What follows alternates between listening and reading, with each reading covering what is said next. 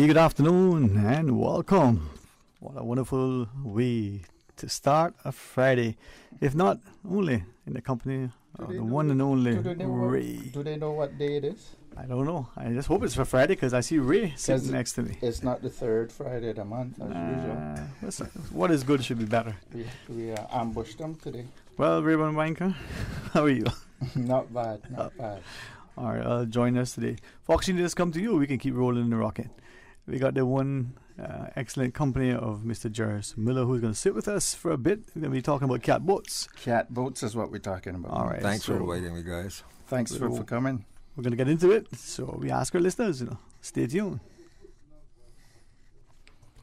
Way open 24 hours in Countryside, Anderson Square in Georgetown, and Centennial Towers in West Bay. And by the Ministry of District Administration, Tourism and Transport. Explore your history, explore your land, explore your sister islands. MedLab in Smith Road Plaza, your complete medical laboratory solution. Call 949-7331. And Savannah Pharmacy in Countryside Shopping Village. Convenient opening hours, including Sundays and holidays. Radio Cayman's Talk Today, the Cayman Islands' foremost listeners' participation program. We ask our listeners to avoid statements or comments which are abusive, derogatory, malicious, or defamatory. Do not use any indecent language or make any statement which is false or misleading. Email talktoday@candw.ky or call 1-800-534-8255. Courtesy of Flow, Cayman's #1 network that connects you to your world like never before. Let your voice be heard.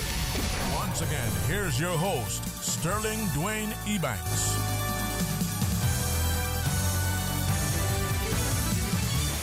Hey, good afternoon and welcome back, and thanks for joining us again for our monthly WHA Saying. Ray Banker, the native son.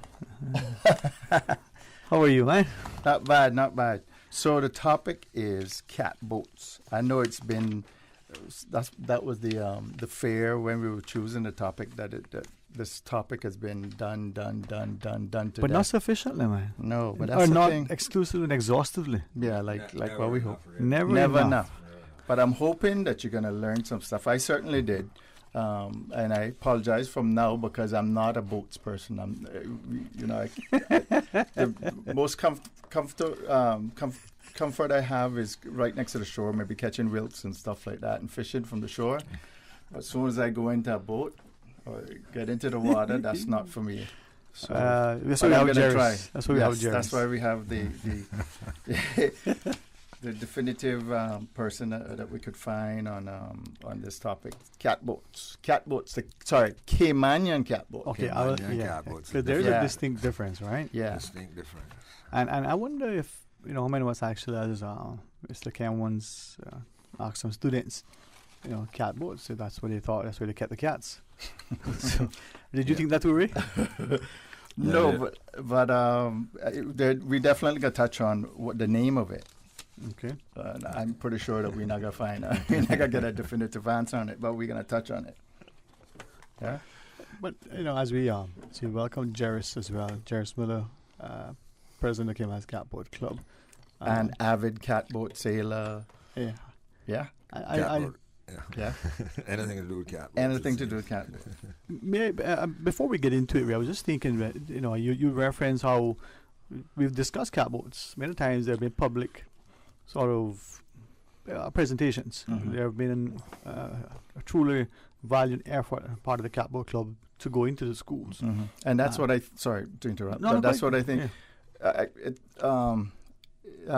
So I think the younger generation thinks heavy cake, cat boats, wampers maybe, but I don't think that they got the richness of it. It's or any of them. No, it's our generation that missed cat boats. Okay, the outboard motor came, and I was Are we going to get into that? Guy, okay? Yeah. But the kids, we've concentrated over the years on the kids. I mean, we've done thousands and thousands of kids. Hundreds of visits to school. Mm-hmm. We actually take the display to the school. But you speak to a kid now about a catboat, he can tell you things that only Mr. Cameron know. Okay. So is that good? I'm glad that we referenced that, because Jairus was going to think you grew up on the water, right? You look out on the bay and you would see catboats tailing off. And what does that mean, tailing off? That's when you're anchored to a kellic. Yeah, Hold on. I know that one. You're not going to catch me on that one. With a scope of rope that's at least like 5 times the depth of the water. So you don't drag the kellic. But tailing off. See all them nautical terms? Tailing off. Seriously? I don't. And you can't just think that everybody knows. No. But actually, you're making a point for me because I think, like me relative to say my brothers and even my sisters, the level of interest and enthusiasm, but also the level of engagement and interaction with the sea, the water, the boats in particular. But you guys are boat people. Yeah. Definitely.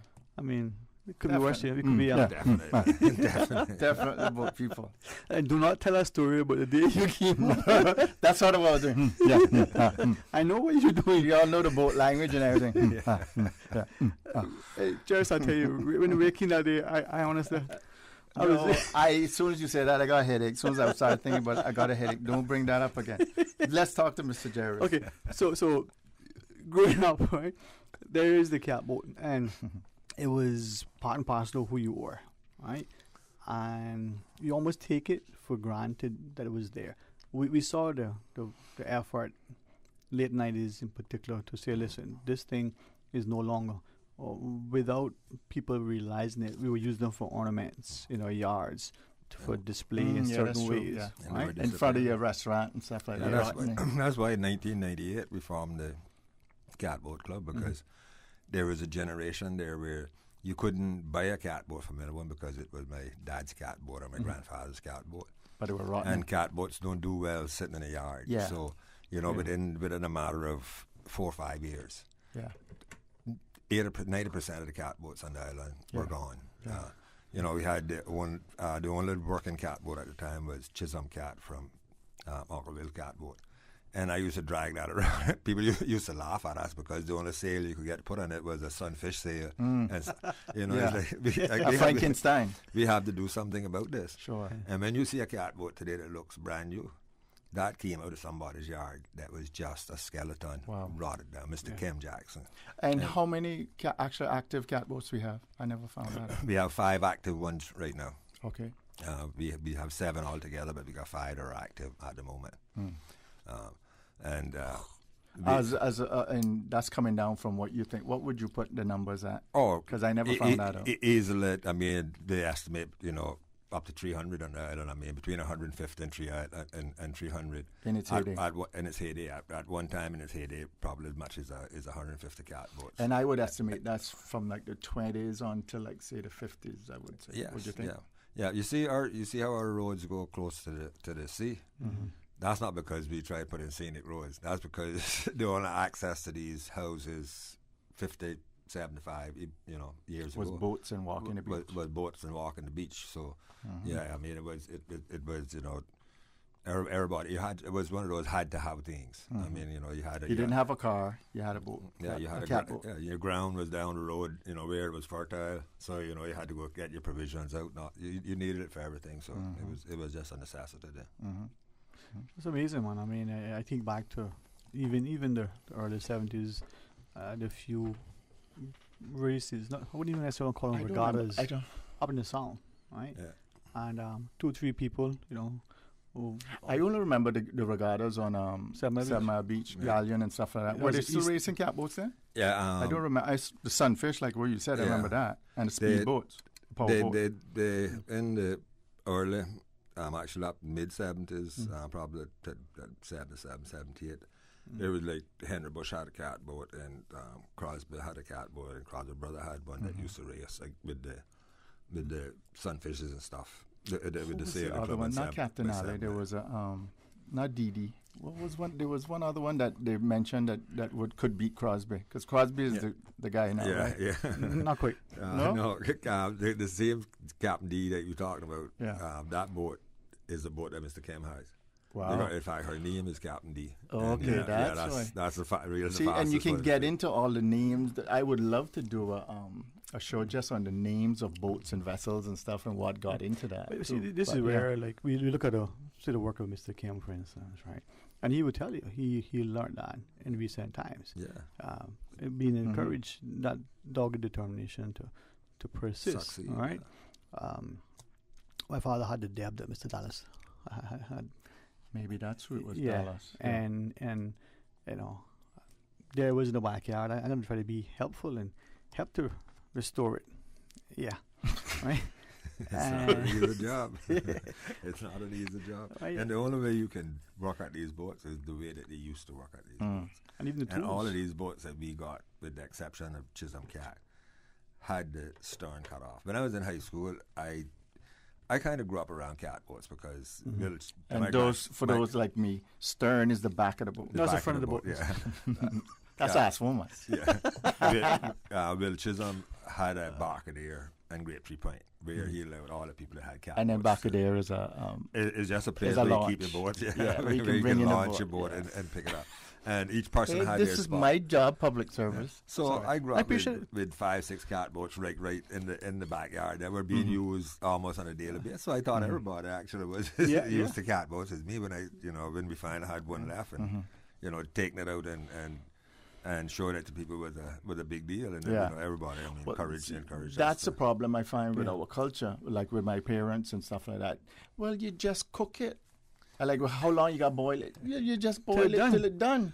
And then the best one was like, I want to make some some custard or something. What's the recipe? Like, well, it depends on how big your bowl is.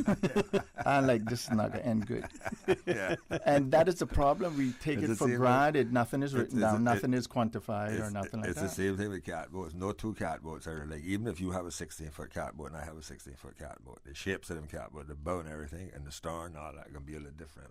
Well, Even that's if what I it's- found with my research with Because go ahead. because if you wanted a 16-foot catboat, man went in the bush and he found that would take like a 8-foot keel, good solid keel on the bottom. He go and treat it, and he find a keel, cut that straight one down, make it up, and if you listen, if it's 8'4" or 8'6", you ain't changing anything. Okay, you're building a boat. Yeah. So And these are what type of woods are these? Is plop nut? Or, Yeah, for the keel, you would look use for mahogany came or anything? mahogany for the keel. Okay. was a good. And a lasting. keel is basically the spine. The spine of the boat. Okay, And then on the bow, which is the front of the boat. Thank you.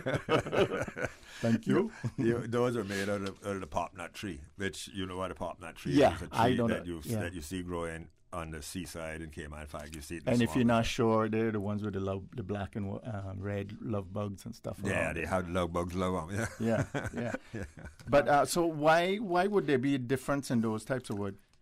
Because for durability, so it could last because the catboat. The reason it has a shallow keel to begin with, which is normally not associated with a sailboat. A deeper keel is associated with a sailboat. And then keel is what's in the water. The keel is the part of the spine that we were just talking about Yeah. that is into the water. So you had like 6 inches or so of keel. So we're talking about the draft. And in Cayman, it was a boat that, because we were a working boat, depending on where you had to go, you might have to drag it across the bar to get there. You might have, but The you get reef there, you even, can drag yeah. it up on the thing, and if you hit a shoal or a pan shoal or anything, it's not a big deal. And Yeah. it was a boat that had to last. And But we more were important- known for having durable boats too. That's every boat that you see in the Catboat Club now is over 65 years old. That's what I was going to ask. Yeah. And that's the part that the spine, as you call it, the ribs, what we call the frame of the boat, the ribs and the thing is normally the original stuff that's in the boat. We have to replace planking and stuff, or a stern that got cut And off. that was thought when they were designing that. You're gonna have to replace certain parts of it, but this is the most important part. I don't know how much of it was planned and how much of it just worked out that way, because the reason that they I use would the say pop experience, yeah. Oh, there's a lot of experience involved in it. Once they decided on the tree, but we happen to have this pop nut tree that if you look at a pop nut tree, there's no way you can look at it and think that it's in a wood that you want to build anything with useful, okay? But they have because of the storm weather, they have perfect bends in their limbs. And if you cut it, you have to cut it within 2 days after the full moon. And that's with that has to do with sap or lac. It's either lac or there's a couple of theories in it. I mean, that's the time, the full moon, the sap comes up the tree or whatever. But you cut it then, and it don't rot for that's what will last you 100 years. I think it's more sap. And then they take the center of it. But the bow of your boat might have a different shape than the bow of my boat, because the limb that he got my bow out of is different than the limb that this wasn't something that was manufactured. What nature gave them, they worked with, and it's the same thing with the ribs.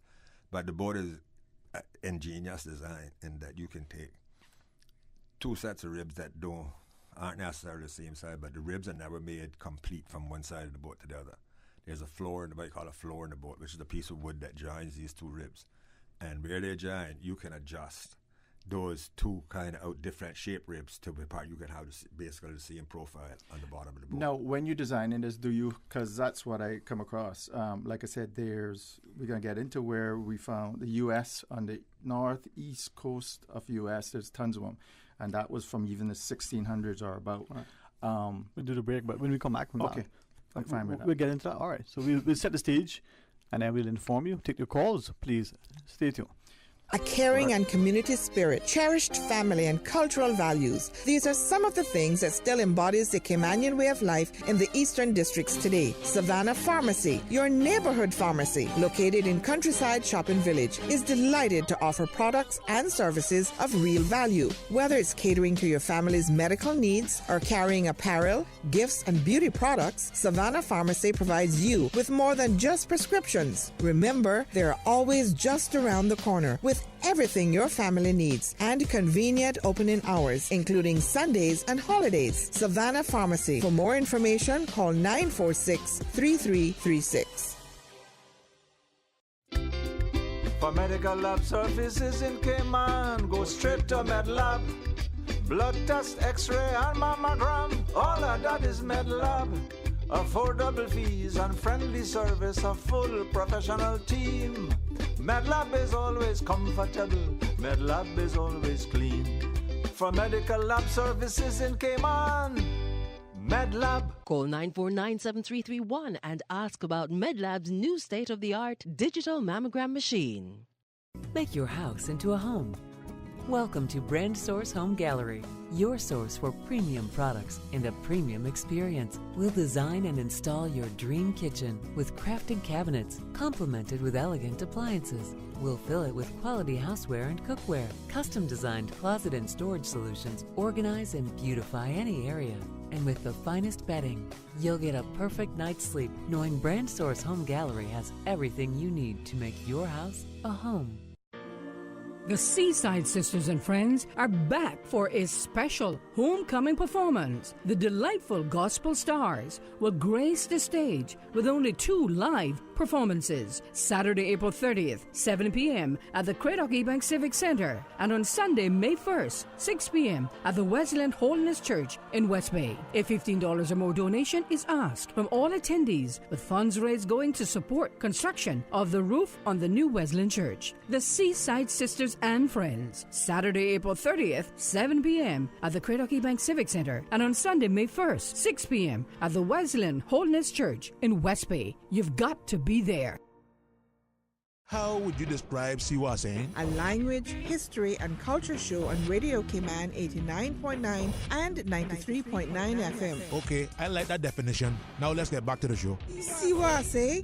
Hey, good afternoon. Welcome back. And thanks for joining us. And thanks to Ray Banco and for a good company, Mr. Jairus Miller, as we talk about catboats. And ubiquitous Cayman catboat. I like how you say that's that word. Ubiquitous. Don't make me say it twice, because I was surprised I got through with it the first time. I'm not at all surprised. The intellect that is Ray. So you were setting the stage. Yes. So origins. Now we defined that we were talking about the Caymanian catboat, and we can even go into the Cayman or Grand Cayman and the Brac catboat. No, actually, the Brac catboat is the Cayman catboat. They say that there's a different. You had different shapes and hulls and things. Yes. But that was more a result of the materials available. A West Bay catboat had a sharper. Normally had a sharper side. West Bay catboat. Yeah, for racing. Okay, the sharper side. But that's just on how they adjusted the materials that they had. But the Cayman catboat. But I won't say the Cayman and Grand Cayman and the Brac catboat. There's a Cayman and Little Cayman too. Okay, I mean, because wow. Yeah. See. So I want to talk about the origins of it, and then we get into the name and all that stuff. So origins, all the way, like what you said, Mr. Jairus, it's a work boat. That's a key part of it, is a work boat. So that's where, like I said, I'm not a big sea person or boat person, but just from the aspect of design, you really get into the depths of it and stuff like that. You appreciate the thought that goes into this. So from the 1600s, when the pilgrims came over to the U.S., one of their first requests was a small work boat with a shallow draft. This is also what we got to mention, and it's because of it's a fisherman's boat, first of all, too. And it was all of these shallow, marshy type of areas that they had to deal with, that they had to get into. So it has a shallow draft. And so it went all the way to this heyday in the 19th century. And it's all northeast coast of the U.S. area, Cape Cod, up New York. And I think it even goes into Canada, too, wouldn't you say? No, you're going to find it not. You had boats migrating there because they were being manufactured in the New England area. You're talking about building-wise? Yeah, building-wise, it was the coast of New England. Because there was a mention of Mr. Jairus mentioned Canada catboat. Yeah, but he had never been to Canada, so there's you got it was that argument. You have to be careful about cause and effect. Yeah, I just meant what he mentioned, and there was mention of a Canada catboat, and I probably think it might have been Newfoundland or something. Yeah, no, they said, in fact, if you look at the interview with Arthur Lina, his son said that he had never been to Canada. Yeah, I understand that, but I'm just mentioning where they're mentioned also. Yeah, no, but that was he pointing out that there's an error in that. That's what. Let me give you the rundown. Because why I'm mentioning that is because I'm finding we have a lot of attributes with Newfoundland also. But saying the Cayman catboat came out of Cape Cod, out of the Cape Cod catboat. They're two different vessels. No, I'm definitely not saying that. I'm just mentioning. Okay. I'm just mentioning where other catboats are found, the regions and stuff like that. Could go all the way up to Canada, Newfoundland, and stuff like that. So a small open workboat for fishermen for shallow waters, and it was saying maybe it was based on maybe the Dutch point boats. I don't know what the point boat, but probably that's a double ender. I mean, with a point on both ends. That's what they call a point boat. Thanks, because I couldn't find a definition. Cayman catboat is a point boat. A pint boat. But in New England, those were called double enders, not pint boats. Okay. And then their difference was a lot of their things. The stern was chopped off. It was square stern. They were built that way. They didn't have any double ender sailing catboats in the New England. Nobody manufactured them up there. That's a unique thing to Cayman. And it's a combination of the catboat design that you speak of, the New England catboat, like the Crosby catboat, etc., and the New England whaleboat. The construction of the Cayman catboat is way closer to the New England whaleboat, which is what they went out and caught these huge, gigantic sperm whales and stuff. It was a rugged boat that a whale could beat it up and stuff. You can't do that in the catboats that they got, the sailing catboats they got up there. Yeah, that's what I mentioned. I found it. Sorry, go ahead. And like the New England catboats, if you go online, you'll see a lot of information on that. But if you look at the construction, I mean, like the ribs and stuff on that is like, quarter-inch thick. Cayman catboat is 2 inches by 2 inches, for the ribs. Same thing with a whaleboat. It wanted to last forever. So, because and that's what I mean by design. Is design. There are tons of catboats. A combination of those two things from the same area. Now, mind you, so there was a definite influence from that area with Mr. Jarvis when he built it. I mean, and not a surprising influence because of the huge maritime connection between Cayman whether and he actually traveled there or not. Yeah, he would have seen him on schooners. He would have seen him as lifeboats on schooners. He would have seen him. He would have been on one. So I mean, the influence, absolutely. I mean, from the New England area, but it's more of a combination of the two because the whaleboats are double enders as well. For the same reason that the catboat is a double ender, it's maneuverable. You can go backwards or forward. The joke in the museum is where we have Mr. Harvey. We have a catboat, I think a black catboat in the thing, and we have Mr. Harvey, a famous turtle ranger from West Bay, and we have it every day. It's quick to go forward. It's called a catboat because it's quick to go forward and back. Yeah. So every Christmas we have like a competition, see who do the best, Mr. Harvey. But so that gets to the name of it now. why it called a cat boat. But okay, so work boat. Sorry, let me finish that. No, work boats. It was also like a shallop boat. That's a scallop. Scallop boat is what it used to use to hunt, to get scallops and stuff. So it had a flat bottom and a short keel, just like the cat boat. A long keel. It was just 6-7 inches down because they need to go up on the sandbanks to get scallops and stuff. Yeah. And then the other similarity is the width of the boat was supposed to be half as long. Yeah, that's on the New England one though, and the Cayman catboat is a quarter. If you look at a New England catboat, it's almost like a Cayman catboat, cut in half. So that's where you get the square stern. When Caymanians cut off a catboat, we cut it off closer down to the stern, so you had the transom coming back in with the smaller transom. Yeah. The ones that we're calling, they're doing some New England, the New England type catboat has a huge stern. Yeah. The boat is basically like, the design is cut off like right midway, so it's like a catboat without the stern on it. And they're primarily the New England was their primary sailors. Yeah, and they're awesome. I mean, for kids and everything else. I mean, the Beetle Cat and stuff are awesome boats for beginners, people like yourself. I mean, that just want to go out and learn it because they're so wide to their length. They're half the width of the length. The Cayman catboat is a little more cranked. Okay, the rule of thumb is a quarter. So if you got a 16-foot catboat, you're 4 foot wide. 4 foot, yeah. So your beam isn't, So if you got like that 24-foot one, like I got, you got 6 foot wide. Oh, okay. And the width of the maximum width of the New England catboat comes down by the stern. The maximum width on a Cayman catboat comes 5/9 of the weight. In the middle. Yeah. That's such an odd measurement, but 5/9 of the weight, not in the middle at all. And so that is a measurement or a ratio that's kind of carried throughout all of the. Those are one rule. A rule of thumb ratio is that it's not in the middle of the boat that you would think it is. It's 5/9 of the way forward on the boat. In other words, 4/9 from the front of the boat. Okay, you divide the boat up, and that's such an odd measurement, but that's the rule of thumb for it. And is that just experience also, like design? They know that's gonna. That's a purposeful design because in order to the New England catboat don't even have like oar locks and stuff. The oars and the oar straps is an integral part of the Cayman catboat because it's a working boat. That's how you went forward and backwards to chase the turtles, and in order to pull a catboat good, that's where you need to have your sculls set up. So. That's where, and you got to be on the. Wow. And that's just process. If you're in the middle, trial and error, or experience. That's more that's a rule of thumb with building boats. For boats. Though people didn't work from plans, they worked from rule of thumbs. And also half models. That was the other similarity with all half models are done by rule of thumb. When you're making the half model, then I say rule of thumb. If it's a schooner, you're making a half model for. Well, the length of the boat is 100 feet. Okay. The bowsprit would be 1/10 of that or whatever.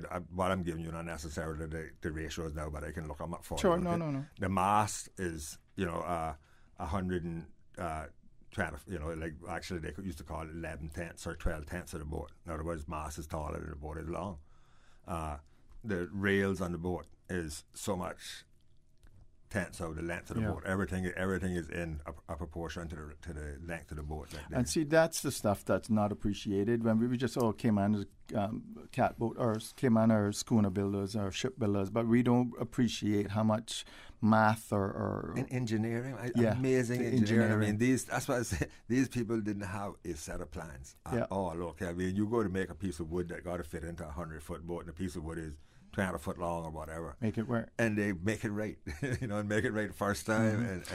See, we don't, through looking at fine art, we would say, Cayman don't have a history of fine art. But when I listened to Mr. Arch, when we did the Goldfield show, when I listened to Mr. Arch and him talking about how he was sculpting the half model for the boats and stuff, and he imagined how the boat would be in the water and things like that, I could automatically relate to it as a fine artist. How, and as a designer, how that's in architecture rather than land or boat. There's certain things that pleases the human eye. Like the Romans had it, with their columns and all that sort of The Chinese call it feng shui. Feng shui, okay. Yeah. But if a boat don't have the right proportions and everything. It just don't look right. Yeah. But that and fine don't art, feel right. that fine art that you talk about was appreciated by people around the world. Yeah. We were exporting boats all the way to Norway. Yeah. Okay, and that was not when you couldn't go on the internet and look for a boat. Yeah. Okay, someone in Norway that was word of mouth. Okay, that was slow. That was snail mail. Yeah. But Cayman is a place that, to go to. Want Errol Finn. Yeah. All these, movie stars, they were throughout the North America, Central America, all South America. We were exporting this stuff. And it's amazing that we just killed that and found, because that same industry operating today, where you had an average of, for 150 years, 130 years, you had average of 4 schooners a year. For a population that had a couple of thousand. For a couple of thousand. But even if you were only doing 4 a year, okay, but if you were doing 10 a year or whatever, these are multi-million dollar boats, okay? These are not cheap today to buy a gold field. These are, and that was the other thing, they were giving them away for nothing. They were. Well, those days were big money. Yeah, for them too. Their reputation was so good that they were getting big money. That was big. It looked like small money now. Yeah. I know. It was big money. And they were the only people that had money those days. Everybody else was trading cassava, and fish and stuff, and rope and stuff. Yeah. So it was a huge industry that we had going. And the thing is, today, boat building industry, it doesn't matter what you're good at. If you're a computer geek, if you were a good mechanic engineer, if all you can do is pound nails or put caulking or whatever, you need it in this industry. You know what I mean? That is just it spans like the whole spectrum. Even to going in the bush looking wood. Everything. Yeah. It can just create work for so many people. That it would be nice if, different times, but the market is still there. The market is still out there. And that's what I want to ask you about. I'm into traditional arts, and it's definitely a traditional art. But we do have a call, Ray. Okay, yeah, definitely go. Ray Banker, together with Jairus Miller, as we go to the phones. Good afternoon. Thanks for calling. Good afternoon to you, Sterling, and good afternoon to Ray. Good afternoon, sir. Good afternoon to Mr. Jairus. Good afternoon, sir. The show and his expertise. Yes, sir. Boats. My father was a famous boat builder. In fact, he was one of the carpenters on the Goldfield. His name is Jairus. Yes. On her register. And he often talked about that. But she was actually built from plans from the famous Blue Nose, the Canadian racing fishing school boat. She was actually about between a 5/8 and 3/4 of her size, somewhere around that 3/4 was. Yes, with a spoon bow, the famous spoon bow, which gave her speed. And if you notice in the photographs of the Goldfield, when they were doing the races, that's the difference in her and like the famous one with the Arbutus. You can see the difference in the bows, and the Arbutus are slightly Arbutus had a clipper bow on her. Yeah. Right. And at that time, after Blue Nose, our boats changed. I can look at a picture of a boat and sort of guess when it was made based on what you just said about with the Blue Nose influence. Sure, my father too, when he went over to Jamaica, said they were big.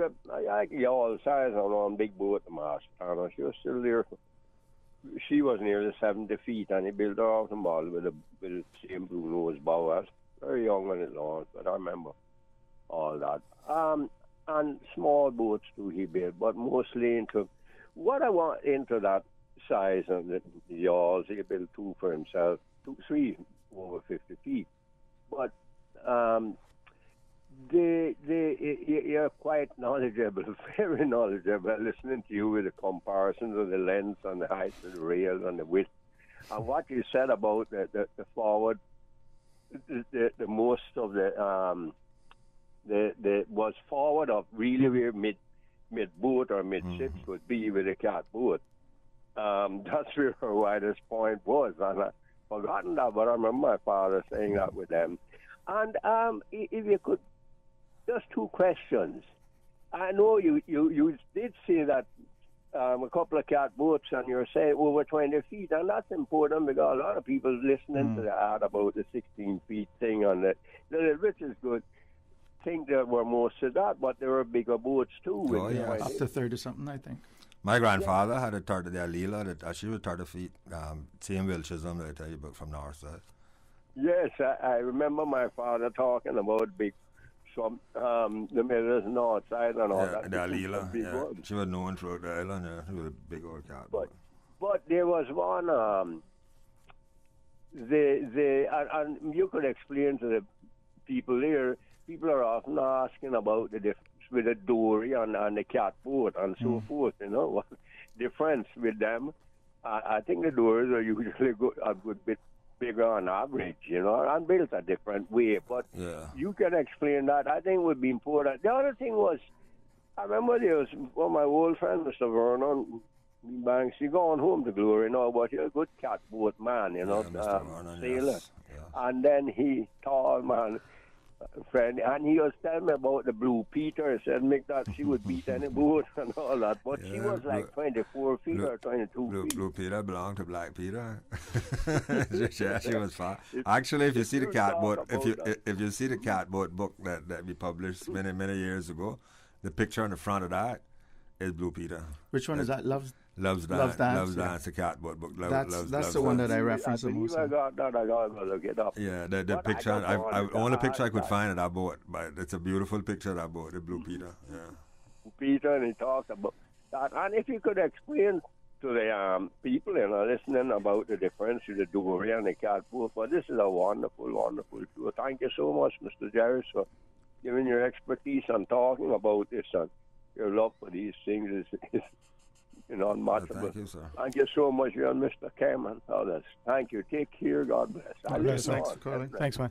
Gents, respectfully, we'll pause for our news break, but not just history, but perhaps a good recollection as we regale the stories of the catboats of yesteryear. So stay tuned for Talk Today. For medical lab services in Cayman, go straight to MedLab. For a full range of medical services, pleasant, clean and comfortable environment, no long lines and affordable fees, visit MedLab at the Smith Road Plaza. Open Monday to Friday, 8:30 a.m. to 5 p.m. and half day on Saturdays. Call 949-7331 to make your appointment. For medical lab services in Cayman, MedLab. Ask our professional team about the benefits of cutting-edge technology with MedLab's new state-of-the-art digital mammogram machine. From boat days to beach gatherings, leave the catering to Subway. Choose from small and large sandwich platters, double meat wrap platters, and top it off with optional cookie platters for dessert. Or ask about our Subway box to go with the option of 6-inch or foot-long sandwich, 1 cookie, and 1 bag of chips. For all occasions and celebrations, let Subway focus on the food so you can focus on the fun. Visit subway.ky for catering options. Subway. Eat fresh. Every day in the Cayman Islands, nonprofits and their volunteers work tirelessly, improving our communities and the lives of the people within them. With GiversPlanet.com, you can make a difference by supporting a fundraising effort or starting your own. Givers Planet provides an online solution to conveniently raise money for your worthy cause. Whether you are fundraising for medical needs, education, animal welfare, youth programs, religious missions, school PTA efforts, or a nonprofit. Simply create your fundraiser at GiversPlanet.com and spread the word to your local and international supporters so that they can visit and make a secure online donation. Start fundraising online today with GiversPlanet.com. Did you know that ValueMed Pharmacy has a free online prescription service? Managing your health and medical requirements has never been easier with ValueMed. Simply visit value-medpharmacy.com. That's VALU-medpharmacy.com and click the Refill Prescriptions tab on our website. Fill in the information for new prescriptions or refills and choose your preferred pickup location, ValueMed on Walkers Road or Boddentown. Then bring in your original prescription from your doctor when picking up. There's no need to stand in line and wait for your prescription. Save time and pick up prescriptions at your convenience by visiting value-medpharmacy.com. That's VALU-medpharmacy.com. You are listening to Radio Cayman, the voice of the Cayman Islands. Today's biggest news. Radio Cayman. Your voice, your choice. Local, regional, international. This is Headlines from Radio Cayman's newsroom. Today's biggest news.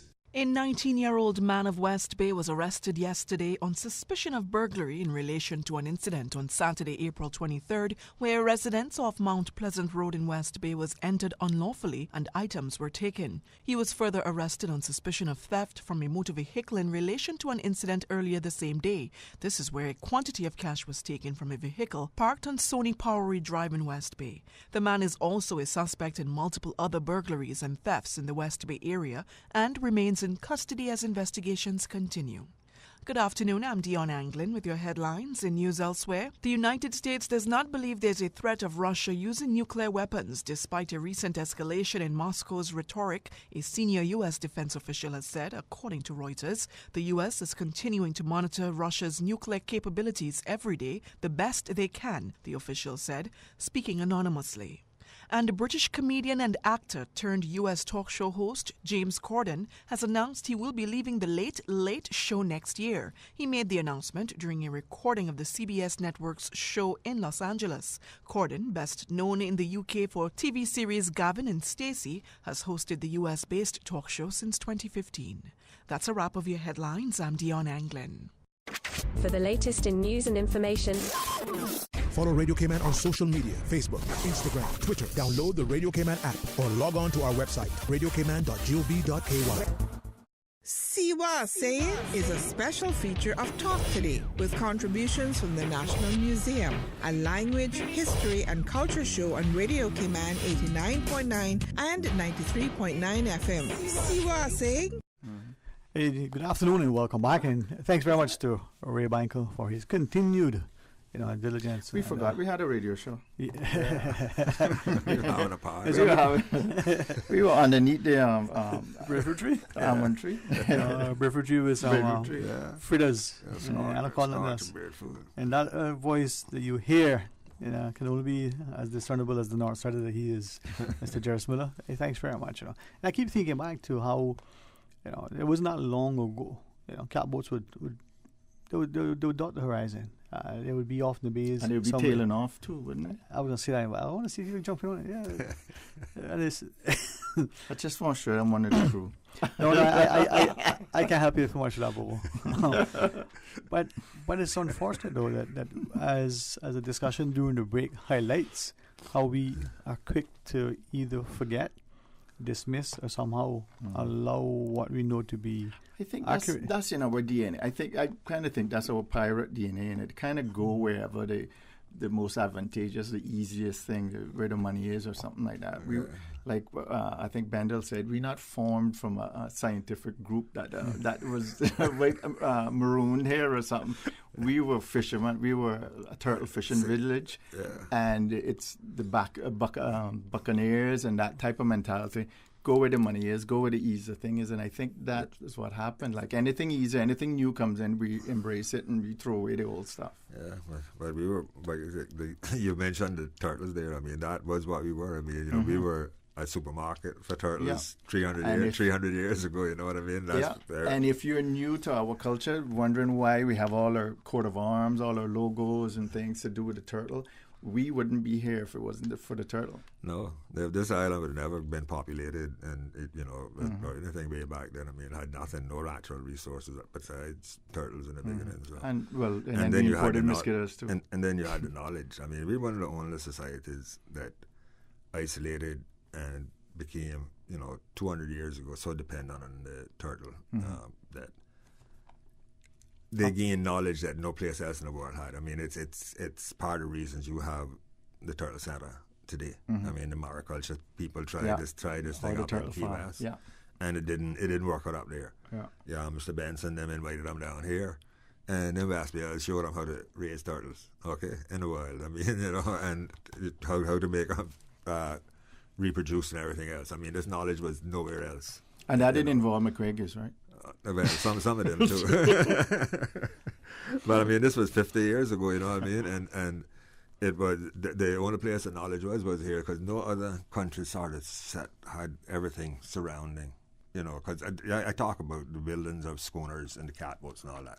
There would have been no schooners, there would have been no catboats if it hadn't been for the turtles. For the turtles, for the turtles in the beginning. Then you're having to travel abroad and stuff. All of that based on one subsection of this maritime community. Okay, we got a caller? Yes, sir. We'll take that. Hey, good afternoon and welcome. Thanks for calling. How are you? How are you? How are you? Ray Banker. Yes, you know, sir. right? Mr. Jarvis. Hey, how you doing, bro? Gordon Solomon, the artist. All right, Gordon, man. I want to say that, I mean, my call is a motivational call. Thank you. And I was on a journey, and I was searching for myself. And the search led me to where I am now and why I do schooners and catboats and I paint these things. And I recently found out that my great-grandfather, his name is Joseph William Hurlston from Cayman Brac, and I'm calling from Cayman Brac. Mm-hmm. He was actually lost at sea. And for years I was wondering to myself, like, yeah, by the way, that's to let you know, his name is on the monument. We have a monument out in town by the sort of next family down here. Yeah, between the courthouse and the legislative assembly for all the seamen. And I remember seeing his name on it. I mean, when we there. So when you come back down, you have a look. We've got all the 300 odd people that died, at sea. That's an incomplete list. Yeah, well, this was but I remember seeing his there. So yes, sir. I think the interesting thing is about my development is it was always in me.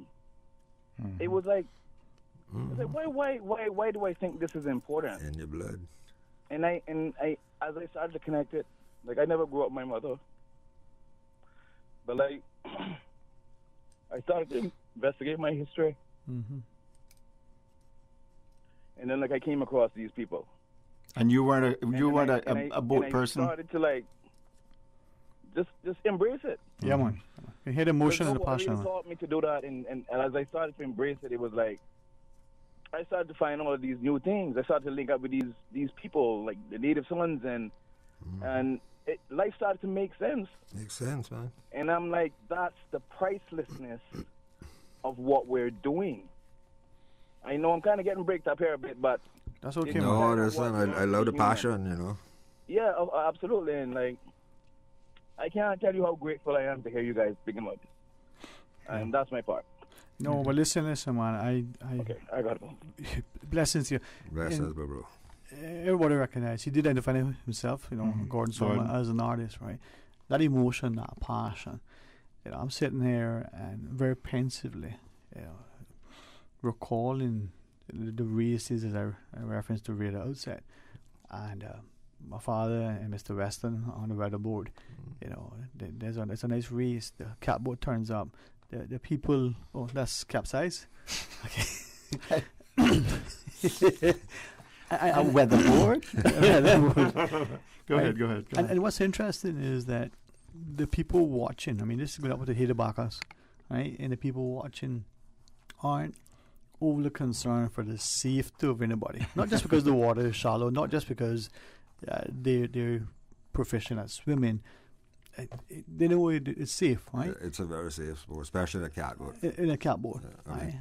And you cheer them on, when they get a bail at the time, and to go, I should qualify what I'm saying, because most people don't think that a catboat is a safe thing. But if you were alone, or catboat is one of the safest boats that you can be, or in a storm or whatever. Not so much that the catboat is going to keep you dry, because that ain't going to happen, okay? but when stuff happens, and stuff happens on the water, okay? You can't do anything about it, and the boat fills up. Stuff, that's what you call it, huh? Stuff happens, okay? and if you go to sea... See, that's why I'm on land going, stuff is happening to him out there. Yeah, stuff happens. He's in the stuff. The boat floats. The boat is made 100% of wood. It would be hard and to it's one of the only boats that you can go up there and fill up with that in the Boston Whaler and fill up with water, and it don't sink. And she won't sink. And you literally, as he said, you can climb into the boat with the water, and you can get your calabash or your bucket or whatever, and you bail her out, and you can put your sail back. When she turns up, you got to pull your mast out first to get her to straighten up in the water. Okay, because nothing going to happen without that. She'll straighten up, she'll float out of the water, 2-3 inches, her gun will be out of the water. You climb inside, you get your bucket and start bailing. As you bail, she float right up. So you never sunk a catboat? No, they don't sink. They float. But I won't say that because I'll tell you a story in a minute about the sinking of the catboat. Okay, I think he knows about it. but you can bail it out. You can stick the mast back. Then in the races, I mean, he's seen us doing this. Okay, you know, you might be 15 minutes bailing it out or half, but you can get back in the race and you can go put the sail up and go. Yeah, and I remember my first trip was a couple of months ago and that's almost my last. Yeah, almost his last. He blaming on me, but him talking about bailing out and some of the design things you tried to do with it to prevent him from tipping over and all that stuff. Years ago, WHA Arch was the one that spearheaded the actual. Carson was very involved in it as well. Took Baxter boat.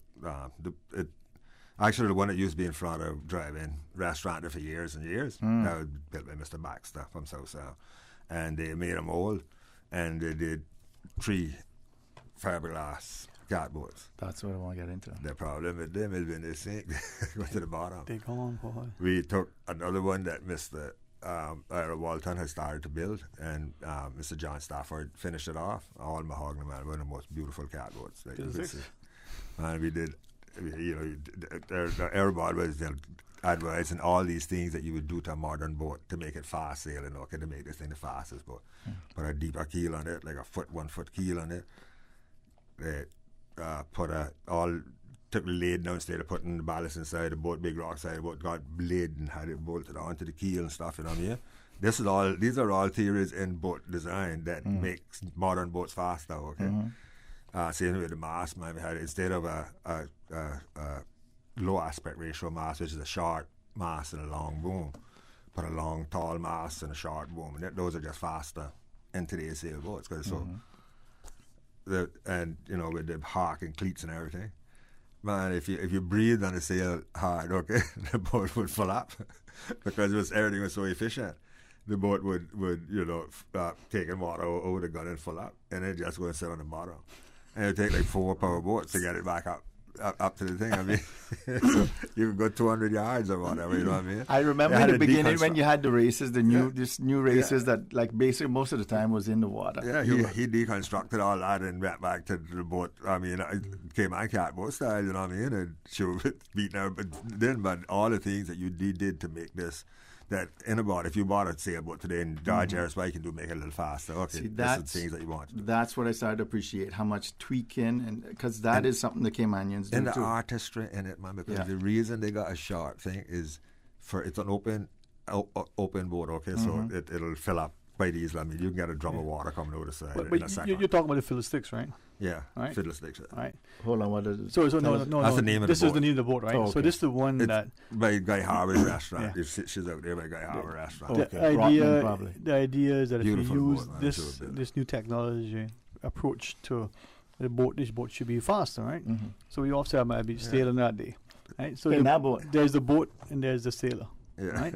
So my father said, well, he's a sailor, and I mean, take a boat that's losing, put a good sailor behind it, and it wins. Yeah, he took that stuff off it, and you couldn't catch him. I mean, and his dad now, came up now and just found the wind right up by the shore. And I mean, like not even like just beat you or nothing. I mean, like way ahead of the fleet when he got down there, but using it as a Cayman catboat thing. We didn't have any pulleys and all that on the Cayman catboat. It was just one piece of tax rope going out to the and a big old long boom. I mean, too much sail for a lot of sail on the boat. But a short boom, which boom is the horizontal part? piece. Yeah. The one that goes boom and it hit. Yeah. Just be careful when they come in. They attacking, duck. Yeah, when it hit, I know that part. When it hit, it goes boom. That's the one. That's the boom. That's funny. That's a way to remember it. But you got to go back to the old.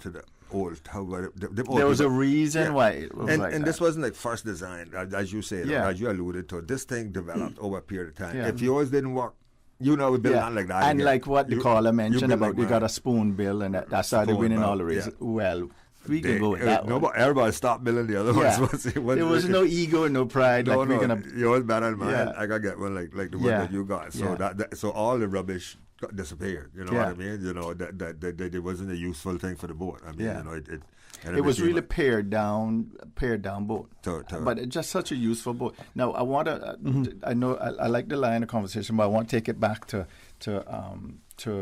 we're talking about the origins and how we get. Now we're going to talk about the origins that came on catboat, but something to link why or where, how we would have got, what connection we have of New England. The last show we did was, if you were listening, we had about the Pedro Castle. And one of the folklore, they got it as everything else in this Mr. I can't remember what was the interview that we talked about, that this guy had a lot of the facts to do with Pedro.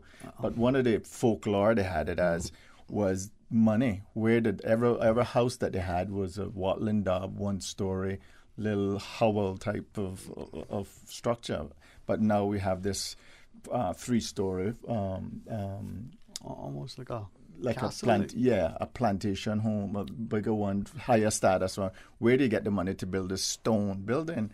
And one of the folklores is from the north side and this Boston, New England thing is that Mr. Eden went a trip to Boston and found a ex-pirate, an old man, and he said, "Oh, you from Cayman? Oh, way back when when I was a wicked soul, I did some pirating and I buried some treasure in Northside. I think it would come about and Old Man Bay. Yeah, in Old Man Bay, and this is where the Mr. Eden went and dug it up, and everybody said, "Oh, that's blood money. Leave that alone." Apparently, he didn't have no problem with it, and that's where they found the money to build this substantial building, this Pedro Castle, and this is where this guy got his wealth from. Now, like I said, everything else, this person's facts were spot on, the details and all that. Right. And then this little part is folklore because I think people didn't see the connection with New England and Boston. And so why I'm trying to say that, I'm trying to tie in. So it's the same thing with this catboat. Yeah. Growing up, I could tell you, I mean, there's several you heard that also? families, you know, that your grandfather and your father, they would tell you, I mean, oh, well, they got them on a different. They dug up somebody after the show told me. Even the graveyard is in Northside. I remember when I was a little boy, I would dig the grave and they found a plate over some folklore over somebody's head down there that was in the wrong direction and all that. You know, place got cleared out and found some stuff, you know. But dig the grave. I mean, and you heard several folklore. I mean, you know, those folklore stories. You know, because our connection to the pirates is well known, and you're not gonna find that accidentally. And that's another thing too. They try to dissociate herself, distance herself with that. But the buccaneers or retired pirates is what I think. This is our pedigree. Yeah, man, the place where people stash money. Yeah, exactly, and have that pirate mentality. Yeah, that's so that's what I wanted to mention to do with catboats. Like if you Google online to try to find catboats and you say mine, that's Cayman catboat. You'll find New England, and that's why we're saying it's not far-fetched to think that origins. There's no question that the design and the end product out of it totally influenced by New England and those two catboats and the whaler you talked about. The whaler, which wasn't a catboat at all. I mean, that was just a rowing boat. But that's where the wider point in front of the boat came from. Okay? And that boat would be the one that I would say Caymanians would say, well, that's better for turtles. And if I sturdy and all it didn't stuff. have a sail because they used to they chased whales with rowboats. Yes. That's how they chased down whales. The catboat. Let me quickly just talk about the myth and the actual reason that you call these things a catboat. Okay. Yes, because I don't necessarily think there's any myth to this whatsoever. I mean, it could well be the truth. But when Mr. Dan Jairus built the first one, people say, well, he built it in secret. I said, well, them days, you were 10 miles from your neighbor. Okay, so you could do anything you want. Nobody didn't know. Yeah. So he got it finished up the thing, and at some stage he told it, but they're building this boat. Come, let's go have a look at it. Had it covered up. I mean, because them days you didn't build boats. You didn't have, this was the first catboat, so you didn't have catboat shades. Okay, so you throw some leaves and thing over it, and most people did that all the time. The coconut leaves, and then a cat came out of it that had kittens in it. So that's the folklore story. What came on, yeah. But the combination that I was telling you with the two boats, with the New England catboat and the whale boat, but it was taken from the New England catboat. Two things were taken from the New England catboat. One was the stern hung rudder, the outboard rudder. The New England catboat has the rudder hanging on the back of it, and it's a funnel-shaped rudder. We call it a barn door. Yeah, and it's pretty rudder. big too compared to ours. Yeah, but it has that general shape of the Cayman catboat one. Because the catboat is longer, we can handle it with a smaller rudder. But because that's like a boat cut in two, you need this big rudder on the back of it. And the other thing was the sail, a catboat, and you got other catboats beside the New England one because you have a Hobart cat and stuff. The reason they're a catboat is because they don't carry a jib. The mast is set all the way forward in the boat, one mast, and it's like all the way forward. See the picture on the there? And that's a cat rigged boat. That's a cat rig. Sailing one, yeah. That's a sailing technical term in what it's called. One with the jibs is called a Bermuda rig. Yes. But that one is a cat rigged boat. So they took he took the. And also, sorry, it's kind of bent too, or they have a version. I call it bent, but it has what do they have in it? The layman non-sailor call it a bent one with a mast. It kind of goes off at the top. There's another. It's not like our catboat that go basically a triangle. This one has what, 4 sides or something like that. Yeah, that. In fact, most of them are that. That is actually a technical design. That is an important design because what you're doing is moving the center of gravity for the New England one. Yeah, and for the Cayman ones, the Cayman adapted that right. Put the heaven in the beginning. It's called what we call a sprit rig. Okay, your sail is like cut off a triangle cut off the top of the sail, and you got two booms. You got one on the bottom and one on the top of it, so you get a square thing.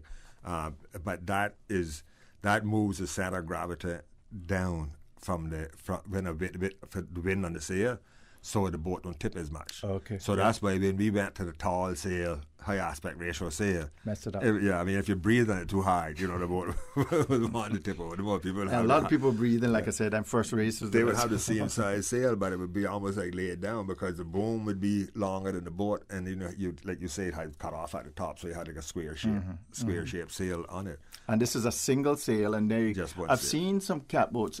I guess that was the racing ones, Cayman ones that had the jib, that extra sail in front. That was a Westby catboat. That was a Westby thing. Oh, really? That's pure Westby thing. So 2 sails.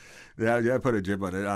And you put what you call a clubfoot jib on it, and it actually worked. They found a way to make it work pretty good.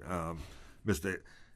Cam has Captain D rigged like that, but you find you don't get that much more speed out of it at the end. And the one sail is just the simplicity of sailing, and with one sail is just so much, so much better. I mean that.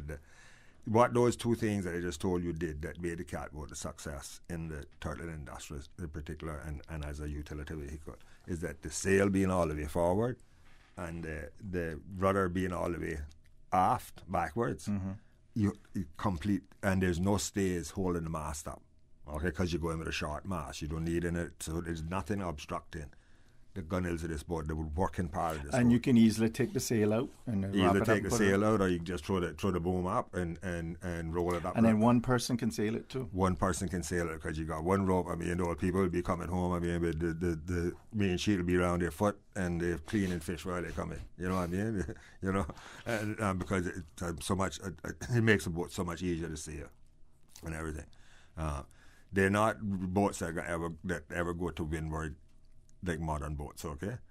That don't mean they can't get to windward just as fast as modern boats, but if you were into sailing, they sail like a Hobart cat, you realize you can't point up into the wind as much as you can with, say, on a laser, okay? That's the same with the catboat. You got it, although the catboat is the boat, like the laser I'm on a hull, you got to bear off with it, and you go faster, and you get where you're going, probably before the guy that's doing a shorter distance. Really? You go in the street to get away? Yeah. So, and that's why people like Crosby could win a race. And Mr. Kim is, beating these people is just not so much reading the wind. I can read the wind good as anybody else, you know what I mean? But what you do with it. Because I'm used to a fiberglass boat with a deep keel. Okay, you pulling everything in tight, and you sail as close to the wind as you can. And Mr. Kevin Crosby and sailing way down to Lure and sail right by the time you get there, they already up there, Yeah. So it's what you do. When they come to tack too, they're yeah. I mean, I'm seeing the same things they're seeing. I'm probably reading it better than the technical better than they are. But when it comes to utilizing it and making it work, you can't. You just can't. I was gonna make a joke, but I'll lead up for the SPS. We do have a call though, all right? Let's go to the phones. Good afternoon. Welcome. Thanks for calling. Hello. Good afternoon, gentlemen. How are you today? And to you, sir. Good afternoon. Good afternoon. Mr. Jairus, how are you? I'm good, sir. Yourself? You building it today? I know you don't know who I is, but anyhow, leave it like that. And Rubank, I don't know who I am either. I know who you is. Who say you is? You know my mama? You're pounding the nails today? You know my mama? Yeah. I do. Okay. Mr. Jairus, you know I used to build catboats. Yeah. That I didn't know. Me and you didn't know that? Me No. and Jeff say I used to build boats. The Just Art. Yeah, I used to build boats with old Tom, but mostly with Mr. Jefford Walton and Mr. Manel here. With Mr. Who you call it? Not Jefford. What the other Walton? What he brother name? Ira? No, not Mr. Ira. Mr. Ira built something. They used to make too, but after him, Jefford. Old Tom. Used to call him Old Tom. I didn't know his right name all the time, but I learned a lot from Mr. Jefford and Mr. Manel Hill, that's Stanley Hill Daddy. Now, Old Tom, he used to make his keel out of gawa. There you go, even better. Now gawa is a hard tree, but he used to make it dry. He used to make the gawa tree dry when he making his keel. And also on the stern of his boat, he used to use a piece of 2x10 and carry it down to about 2.5 inches right down to the bottom. Right to the bottom of the keel, yeah. That when I built, that's how I built the stern thing on that too. I used like a piece of 2x6. Yeah, that's what he do. But the part with that is how I learned from Stanley Hill Daddy and Mr. Jefford. What we would do, we would get the two ribs first, the two center ribs. They got to be the same size, the same height, and everything. And they even used to make sure that they weighed the same thing, you know. Yeah. Let me say something quickly about that. Hear what he's saying there. Okay, the two sides of the boats, the ribs, what you call the frame, has to be the same on all two sides. So when you went to look for that limb to make that, and this is a particular rib he's talking about, the middle of the boat is one of the key ribs in it. You had to find a limb big enough that you could cut two out of and then split it down. So they were exactly like, I mean, they didn't have to have a plan and a template and all that to put down and draw it out and all that. Okay, that's how smart they was. You know, we used to use the axe, you know. Yeah, an axe, But them axe now, they used to be sharp, you know, and to chip wood. them out, to bring them, chip that roundness in them. Yeah. And what happened then, we would work from that center rib, you know, back, forward, and half. But we used the two center ribs first on all two sides of that, all two sides. And also used to use pop knot as well, you know. We used pop knot. But one time, old Tom couldn't get no pop knot, or he couldn't get no gawa. So he went and got a piece of treated 2x8, and he made a keel out of that. But it didn't last. It wasn't as good. Yeah, you had to use them other ones, but or you got rot out, yeah. Them days, what we used to do, we used to use the brace and brick. We never had no electric. We never had no electric drill. We used to use the brace and brick, and we used to countersink them screws, you know, them copper screws. And then we used to use pate on them screw heads, you know. You used to live in Mayor Street, across the road from Mr. Jim Arch, too? Now you're talking. Me and Harry used to play guitar together, you know. Yeah, all right. You know who he is now. You know who he's talking to now, right? Yeah, all right. Okay. But I told Mr. Kim one time I worked for me and Ken, Mr. Buckley. He died in Canada now. We built Mr. Ken house, the present house that he in now. And I was telling him about the catboats that me and Jesse used to make. We made a lot of catboats right there near the street too, you know. So would you be able to make one from the beginning? Oh, yeah, we could make them from the beginning, no problem, man. But you yourself, I mean. But hold on, would you make it from the ends then? I'm not able now, but I can oversee it. I not able now, to do nothing, but I can oversee it. All I can do now is talk. I did one. I did one a couple of years ago, and I got ready pretty soon to start another one. So you can get you overseeing some of that, okay? Because that knowledge you can't find in no book, okay? Having seen it and been there, done it. We used to cut with the ribs. We used to cut the ribs to put the frame on the top, which we used to use mostly like a 2x4, but a treated 2x4. While we putting in there, while we putting the lumber on it, because we would do most of the lumber. We used to use the 1x6. Yeah, the 1 inch, what I call 5/4, the 1 inch thick. Yeah. 1x6. And the first time I ever learned one was a trick Mr. Jefford Walton showed me one time, that he used tongue and groove. Yeah? And I didn't know that. And he said, let me tell you something. Once that tongue and groove get wet, that expands. That's a good idea, yeah. And he said you do not need to pack that in. Yeah, you don't need caulk at all. No caulking at all. He used that tongue and groove, and you put that in. And when you put that in and you start getting that salt water, that'll tighten that like not a drop of water. I keep that in mind. Yep. Yes, Anyhow, all right. Anyhow, you got to keep the catboat tradition up, Thank you, sir. Thanks very much, Mr. Jordan. All right. Okay. Thank you. Have a good afternoon. Thanks for that. Gents. Now, like what Jairus, that's what I was thinking when like he would be somebody that could join the catboat club and be no, he's not joining that. We'll take him. I'll go pick him up and bring him when I'm ready to do it. Listen, honestly, there's we do a scholarship. We've set 3 guys off now. To a school in New England. My son was the first one to Gwen Bush Memorial Scholarship to learn traditional wooden boat buildings. But one of the boats that they actually build in the school that each student has to build is a beetle cat. Same cat boat you're talking about, okay? The beetle cat, all right? My son had that's part of your thesis when you graduate, and then you got to finish this boat complete. And it has to be exactly like the manufacturer when it actually gets a number and everything on it when the school done with it. But those techniques, you can't, I had 40 years ago, I did the plans of Chisholm Cat, and I was going to go and just order the wood pre-cut. All you need to do with the hose board and everything, you need to screw this thing in. This is easy stuff, okay? It's every piece of wood on that boat is different, and every piece of wood on that boat has to be shaped different, okay? Like he came down putting in 1x6 planks, okay? You don't just take a 1x6 plank and put it in. It got to be tapered front, back, and then the edge has got to be what I call chamfered, which is you cut shave it at an angle. So that for that, when it go around this compound curve. Well, that's what Mr. Jervis, when we get into his interview, that's what he was saying. His father or somebody was saying, or him and his father and uncle were doing it. So it took a long, graves, they took something about grave time or something he said. But he said when it was done well. Yeah. So you didn't need to paint it to seal it. And it's the only way that you can do it. I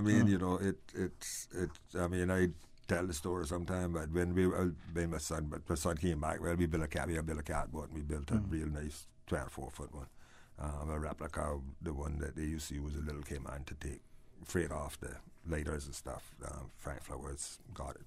Clarence Flowers actually owns the original boat now, but it can't be fixed back. And he did a replica of it. And I remember one day, man, I was actually retired at the time, and I remember, struggling with a plank to put a plank in, put it all day. And he came out from work like, at 5 o'clock here, right? And he's like, "Oh, Dad, you're doing it, because you're doing it wrong."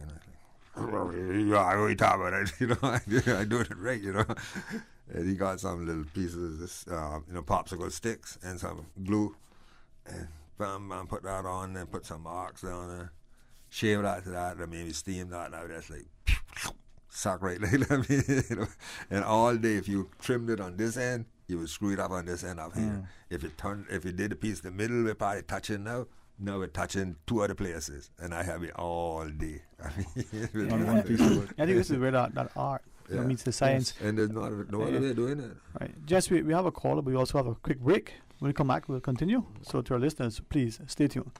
Busy. Feel like there's not just enough hours in the day. Savannah Pharmacy, service to make your life easier. Now you can WhatsApp your prescription order to 929-5045. And pickup is just around the corner with everything your family needs and convenient opening hours including Sundays and holidays. WhatsApp your prescription order to 929-5045. Savannah Pharmacy, wholesome values with modern conveniences.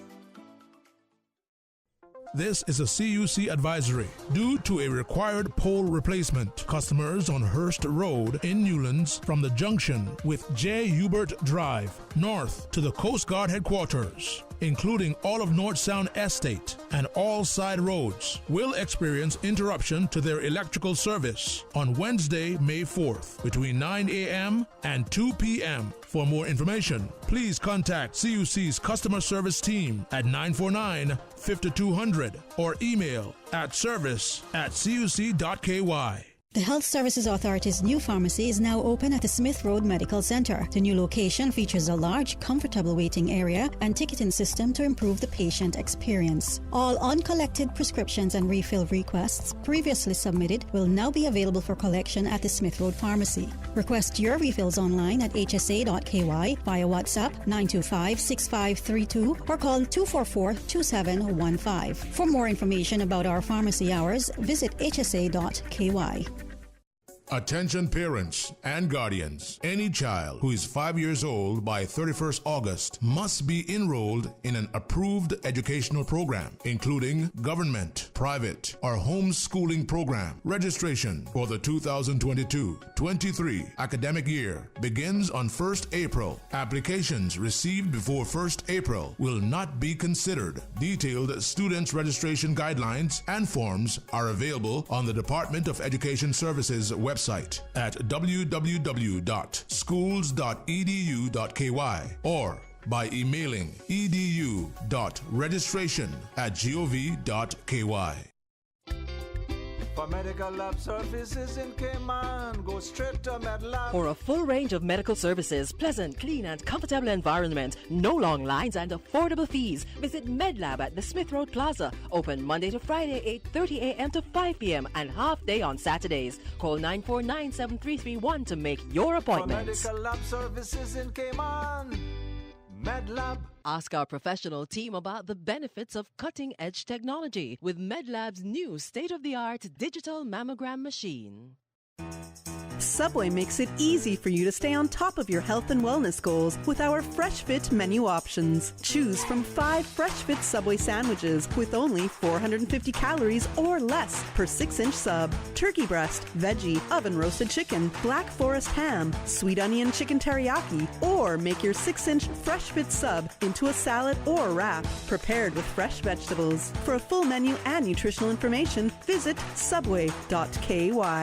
Subway, eat fresh. JN Money, money touchdown. Send the money now, reach wow. You say you need some money, JN Money, I can send it in a hurry. Get through quick when you come collect your cash or use your money card and swipe it in a flash. Send funds to any bank, yeah. Pay your bills quick, yeah. Low fees, you know what it, yeah. JN Money, we are pick, yeah. Send and receive funds at any JN Money location. It's fast, affordable, and convenient. Money touchdown with JN Money. Send funds to any bank, yeah. Pay your bills quick, yeah. Low fees, you know what it, yeah. JN Money, we are pick, yeah. Call 345-945-2014 for details. Available at JN Money locations across the Cayman Islands. At Parker's, we're known for being calm people, but did you know we're fishing people too? From fishing rods for kids and adults, to bait, lures, coolers, and more. We have everything you need to hook, line, and sink your way to a catch of the day. Quality gear, cool accessories, everyday low prices. We're fishing people. Parker's is open Monday to Saturday, 7:30 a.m. to 6 p.m. Follow us on social media at Parkers345 or email info@parkerscayman.com for more information. Research tells us that the best age for parents to start having conversations with their children about the dangers of underage drinking is when their kids are 9 years old. Studies show that parents have a significant influence on young people's decision to drink. So talk, they are listening.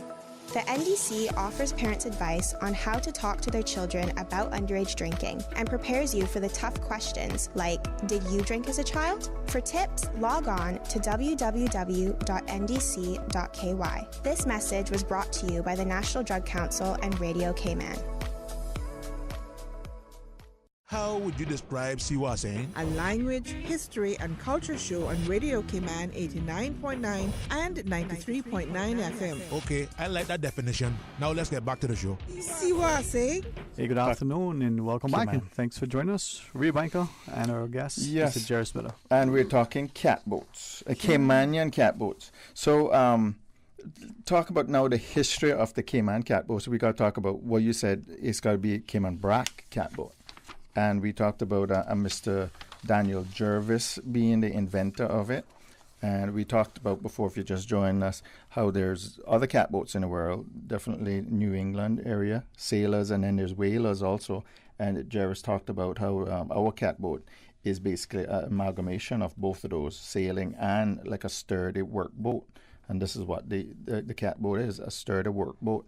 And that's basically what we did with it. It wasn't much use for recreation. We were just working all the time. Transportation would be about the closest we had to recreation, and then the races afterward. But it played a significant role in it. During the break, we were talking about how basically catboat and the turtling and schooners were all interlinked so much. Basically, almost like the unit of a turtle was used for the catboat, and then the catboats were a unit of measurement for the schooners and stuff. Because during the break we talked about how some of the schooners were designed for the catboat in mind. The width of the side of the thing next to the cabin or something was you could fit a catboat in there. 8 or 10 catboats on a deck. Yeah, 8 or 10. They were designed to fit 8 or 10. Side deck so you could store your catboats. Yeah, and then the top of the hull or the top of the something, whatever, had a catboat in mind. That's opposed to other boats that had like the housing coming all the way to the gunwale of the boat. The Cayman, if you look at the Cayman schooners, he's pointing out the housing is always a smaller in the part of the boat in the middle, and then you got a deck. The flat decks on the side, so you can. And we thinking that is because of the catboat in mind. Yeah. And like what you said, the schooners didn't actually catch the turtles. The catboats did. The schooners were just transporting them to bigger distances. To their death in many cases. Yeah, that's what we talked about. That we said that monument you got with all the 300 names, that is definitely not a complete list. Impossible, to be complete, because you didn't. There's people that went missing that you didn't know. Yeah. They never didn't have a definitive thing on. There's a call on, Ray. Okay. Take us to the caller. Yeah. Hey, good afternoon. Welcome. Thanks for calling. Good afternoon, Mr. Imai. Hey. Good afternoon, sir. Good afternoon to Ray and CP and Jairus. Thank you very much, sir. Good afternoon. I had a trip out to the Keys there on a large boat built by Mr. Elroy and Malagorian, 30 feet long. I think she was about 5 feet beam. We could carry 12 turtles in her with 30 nets and calyx and buoys. That's a good load. That was a pretty good load, yeah. That's a good load. So I know a little bit about that. But what I would like to ask about, the boat that Mr. Chisholm had, was she built in, do you know who built her? Actually, I don't, and I've been trying from the time, I was young, because I know where she ended up and what happened to her in the end, because he sold her to the Jacksons down in West Bay, and she used to be behind where the fire station West Bay is now. And eventually she got filled up with rubbish and burnt, but because she rotted in the yard. But by the time I was old enough to find her, that had already happened to her. But I got some nice pictures of her, but she was 30 feet. I can tell you who built her. Hey, give me a pen. Yes, sir. You remember Val Hurston? Yeah, Mr. Val, yeah. His brother John. Val Hurston. John Hurston built her. He was one of the famous catboat builders. He was only 24 years of age when he died. Whoa! And he built all that before he was 24 years old. He was in 22 days he could give you a catboat. Wow! He had 3 of them on start one time. I can do that in like 4.5 months. That's how long it took me to build one. And he was the first person I'm told that reversed it. He planked from the. Yeah, I heard that story. From the I'm getting mixed up now and all that. From the asphalt then he did it? No. Yeah, no, he did from the keel. From the keel to the thing that the garboard straight is like the last to close up the boat with. However, but I had built the boat. This man started building from the garboard straight to the gunwale. Right. On the boat. That's what I would have thought, from the bottom up. Yeah, but that's not how boats are normally built. You build half and half, and then you put in the last plank. You make to the size to fit it in. Like the corner. It takes real skill to do what he thought was start from the garboard one and work your way, because before you start, you have to get your bow right. You got to get your ribs the right length, so you're ending up where you want to be with your gunwale on it. Yes, that's you see, otherwise you set your gunwale first. But maybe that's why it was faster too, huh? That's correct. I understand. That's why he was so fast. Yeah. But people came. He built several boats, and I say he was only 24 years of age when he died. You sound like he's an artist. He had typhoid fever. He brought up here one Sunday evening. I can remember that like I do like yesterday. It was typhoid fever, but he was good. And it was also another good catboat builder here in South, and also Ashley Bush. Oh yeah, Mr. Ashley, yeah. He built a lot of good boats. At what time period we talking? Didn't Mr. Val build the one that was right on the corner there, with the school road for a long time that they had built for, I think, Trenwick from the north side? No, that was that one. That's right below my house there. Yeah. That was Nolan Smith. He built that for. Yeah, for Mr. Nolan. Yeah, but the fellow, of course, you know. Who? Well, that was Val, right? Yeah, that was. Yeah, Mr. Val. Okay. All right. Yeah, he learned from his brother. I got to tell you something. I know I have that boat. That particular boat. Remember, that's the same one that was in front of Driving Theatre. And I had it with fiberglass outside, and I actually have that boat. I mean, it's beyond making it back to like a new boat, but I have that boat, and that boat has a very similar shape to the pictures of a Leela. That's what I was noticing. She's like a smaller version of a Leela. She, rather than being narrow on the stern, she's more fuller down towards the stern than most cat boat, more stable. That's correct. That is correct. I was wondering whatever happened to that boat. I got it. They were trying it. I went across it one day, and the forklift had just like actually stuck a hole in the side of it to take it to the dump. And I was like, no. Like, if you can move it, you can have it. It was like, I'll be right back. Wow. And I got it at by some apartments I got in Crew Road, sitting on the cistern top there. I've used it a couple of times for display and stuff, but I love the design of that boat. The reason I just loved it because it really looked like a Leela to me. You know, that same shape as a Leela, more of the stern. It kind of full like how the bow, like the bow, rather than narrowing down more in the stern. Well, I'm so glad to hear. I'm so glad I made this call today, because I always wonder what happened to that boat. Well, I'm so glad I made it, because you just filled in a big chunk right there with Mr. on the Leela for me. I can tell you, as much as you and I have talked, I never thought of asking you if you knew anything about that Leela, and you just filled in a big chunk right there. Well, I feel good about that too. Yeah. Yeah, and I was always told when he built that one for your uncle there, he didn't have no paint to paint the car or north side without painting or should never leak a drop. Yeah. Captain Paul, what time period that is? What dates? Well, that was sometime in the 30s. In the 30s, around 30. I think he died sometime in 35, 36 or something like that, or 38, something like that. But it was in the early 30s. Wow.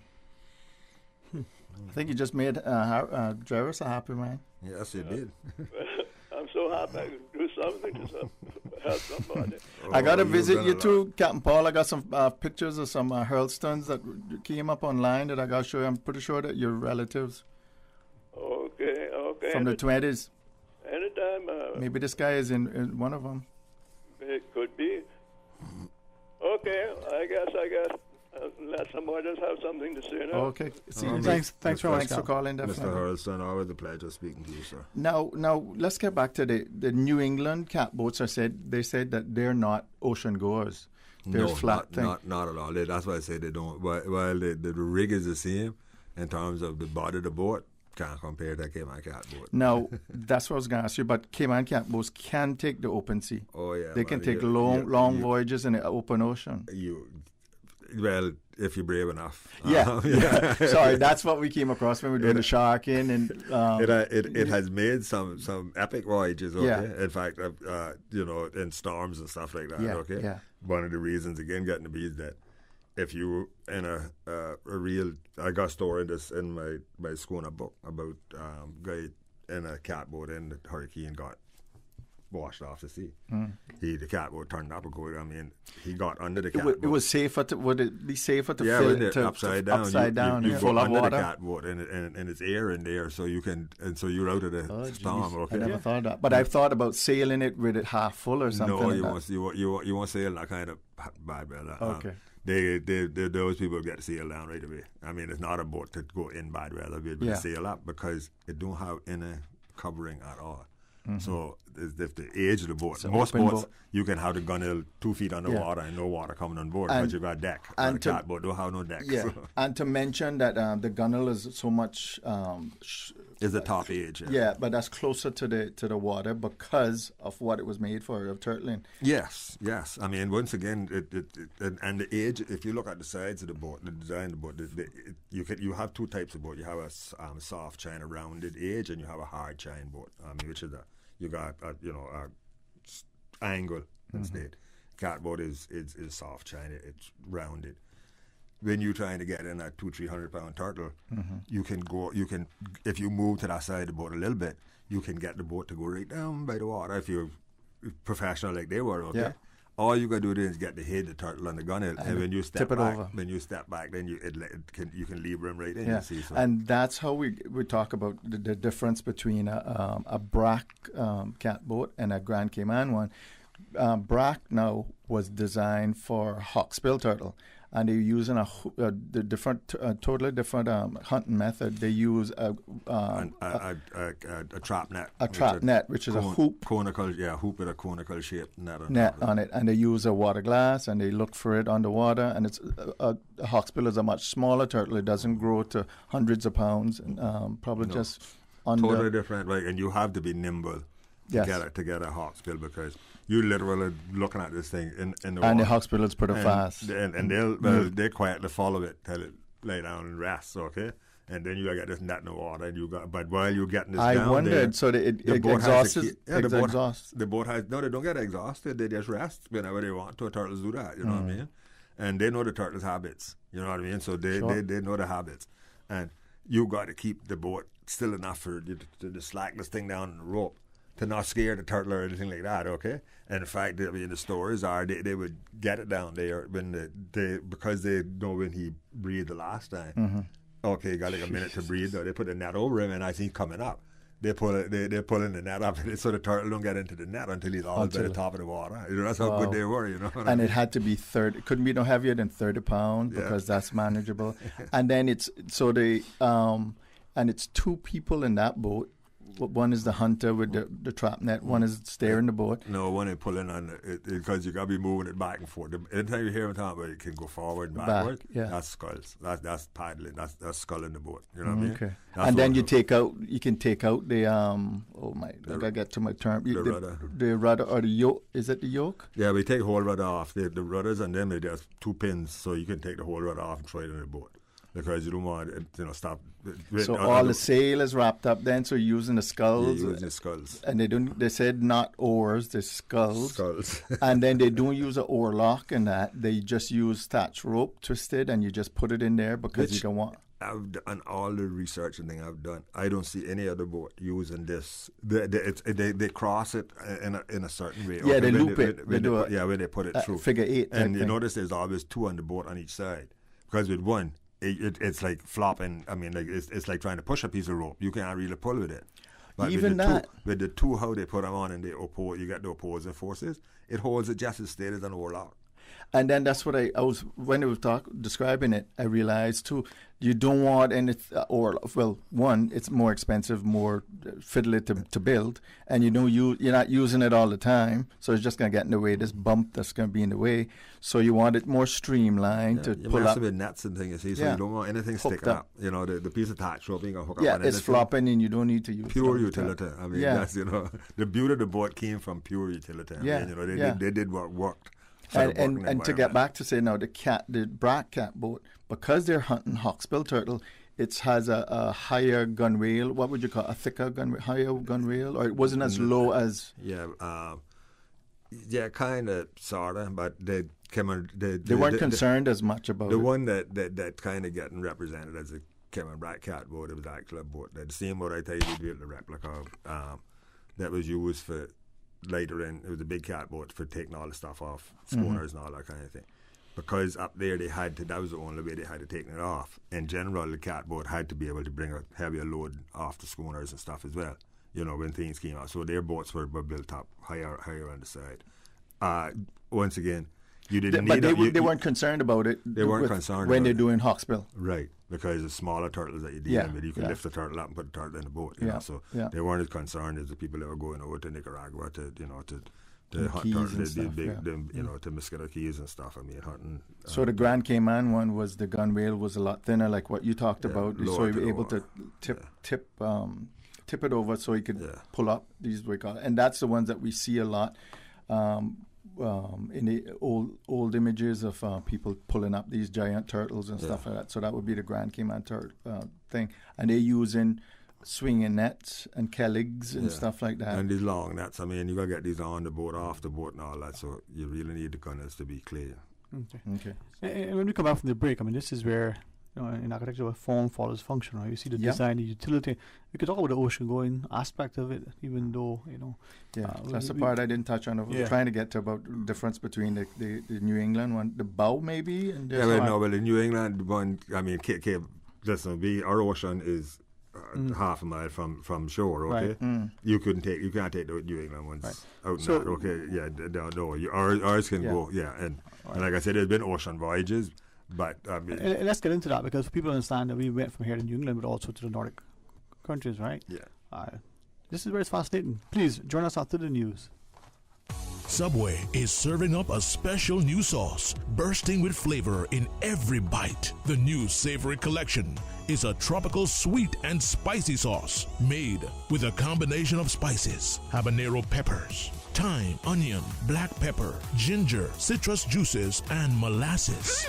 So good. Wow. Sensational. Delicious. Subway's Savory Collection pairs perfectly with our oven-roasted chicken or steak sub. Savor the flavor.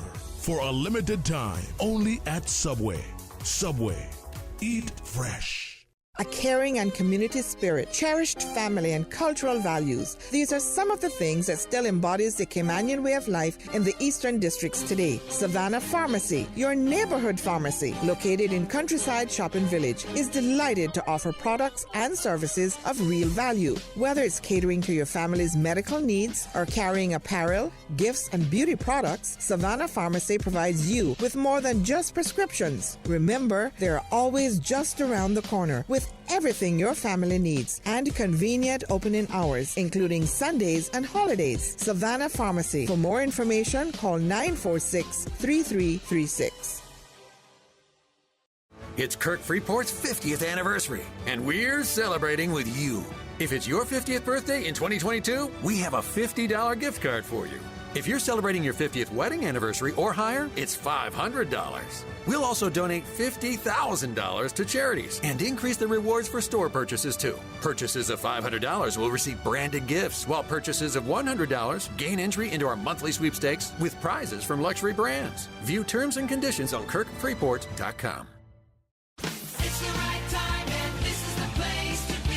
Give your space a refresh with the spring saving sale this April at Thomason Furniture and Mattress Gallery. Sofas, sectionals, and love seats. Take 20% off the lowest price. 3-piece queen bedroom sets in solid wood. Take 20% off. 5-piece dining sets, TV stands, coffee tables, and wall shelves. Take 20% off. Sheets, pillows, fragrance warmers, and sprays. Take 15% off. Great savings on mattresses, foundations, and frames. Indoor and outdoor furniture. The spring saving sale. In-store only. All April long at Tomlinson Furniture and the Mattress Gallery at Tomlinson Building, Walkers Road. Check our Facebook or Instagram for sale flyer details. It's the right time and this is the place to be.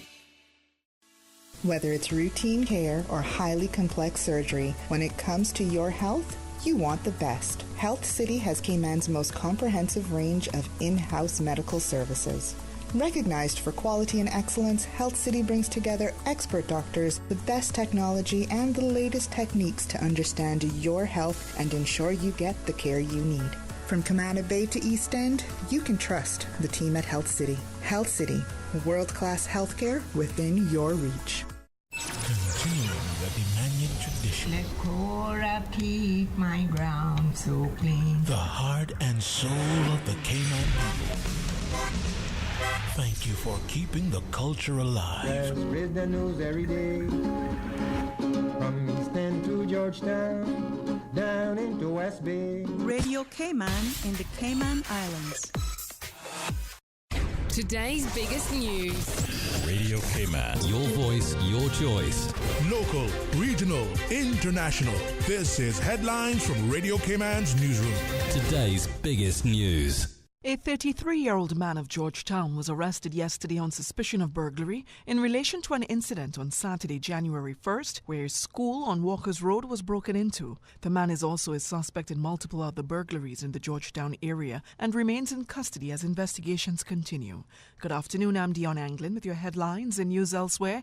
A U.S. family caused a bomb scare at Israel's main international airport after presenting an unexploded artillery shell at a security check. They had picked up the ordnance on a visit to the Israeli-occupied Golan Heights site of wars between Israel and Syria, according to authorities. Video footage on social media showed people running from the scene in panic. The family, however, was allowed to board their flight after being interrogated by security, who gave the all-clear. And Tesla chief executive Elon Musk has sold roughly $8.5 billion worth of shares in the electric car maker just days after he agreed to buy Twitter. The sale has led to speculation that it will help to finance his planned $44 billion buyout of the social media platform. Twitter's board agreed on Monday to accept a takeover offer from Mr. Musk. That's a wrap of your headlines. I'm Dion Anglin. For the latest in news and information, follow Radio Cayman on social media, Facebook, Instagram, Twitter. Download the Radio Cayman app or log on to our website, radiocayman.gov.ky. Are you a Caymanian status holder, or a resident of the Cayman Islands who is interested in enhancing transparency, accountability, ethical standards, and promoting awareness in public bodies? If you are civic-minded with the highest level of integrity, the Commission's Secretariat, on behalf of His Excellency the Governor, welcomes your expression of interest for appointment to the various statutory commissions. For more information on the commissions and candidate qualifications, visit the Commission's Secretariat website at www.commissionssecretariat.gov.ky. See WHA AH Saying is a special feature of Talk Today with contributions from the National Museum, a language, history, and culture show on Radio Cayman 89.9 and 93.9 FM. See WHA AH Saying? Hey, good afternoon. Welcome back, and thanks for joining us. Thanks to our guest, Mr. Jairus Miller. Thanks to Ray Blanco. And as we talk about catboats, we do have a couple of callers. Well, should we first go to the phones? Sure, hey, good afternoon and welcome. Thank you for calling. Hello, good afternoon. Good afternoon. Hey, sir, how are you today? Yeah, listening. Thank you very much. Really, really great program. Hopefully that the community feels the same way. Yes, sir. A lot of information and information that never came out before, as I think what Jean Paul gave Jairus there. Oh, yes. It's important that programs like this, that we air them And maybe it should be repeated in some time frame, edited, of course, a bit. But and got a few points that I'd like to just kind of weave in there. I think we're talking about the I guess you could call it the resurgence of the recognition of the role that the catboats played in Cayman's development, and so forth and so on. And I believe that a name here that I think we have to really wind in there somewhere was Johnson Mendoza, because back in I guess it was the early 70s. Yeah. Well, late 70s, he had a catboat built by him and Brack. And Jairus, I believe, really the resurgence really kind of got a footing, as you mentioned before, when you brought down the Chisholm cat with the sunfish sail down to, it was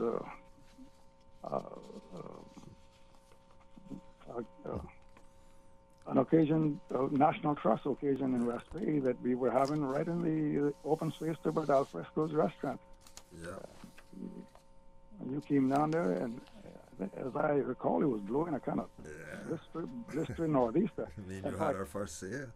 Yeah, in fact, Johnson and JB, our good friend JB, who's gone on, they were supposed to come down in Johnson's catboat, but they got turned up. They didn't make it. And so they never made it down there. And a lot of, I'm not sure how many people went out for just little short rides on the catboat that evening, and I think that kind of regenerated some interest in it, and of course it goes on to where we're at now. But some of the names that were mentioned, and I'm only basically familiar with what was in West Bay, but there was the Thornhill, which was a big catboat, Mr. Blodgett Hides, and there was the Sea, which was the Oret catboat, and the Leomas, which was, that was Carlson Jackson's, and the Glee, actually, which was a big canoe, which was Will Borden's canoe, and the Whitefish, actually, which was my grandfather's, and the Blue Peter was mentioned. That was Peter from Berkshire Hill, was in the area, whatever. And then there was the Era, and this was one of those catboats that actually sunk down. I think it, as I remember right, it was probably during the winter time when maybe a young nor'wester was coming in or something, and they were out towing, and they got turned up off of Wicksville. They had too much ballast, or? Well, yes. Well, I wouldn't say too much, but they had it ballast down, and they were not able to get the ballast out. And she ran to the bottom. Yeah, and the drop off is very close into the shore there. So that the Era was never heard of after that. Of course, that boat was belonged to Mr. Evans Hides, and he quickly, in fact, I think he went to South Sound and found a boat that was not being used and brought it down, and actually rebuilt it right there on Mary Molly Road in West Bay. So there's a lot of one of the I guess the best weatherboard riders modern times is no longer with us. I think he passed away a couple of days ago. He used to ride weatherboard for Captain Crosby all the time in the races, And he was Willie Nelson.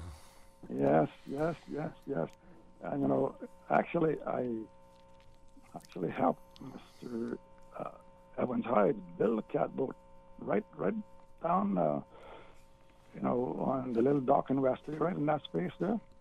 And, one thing that I think that you got to get, maybe you will later, is how they were able to bend those planks around those timbers.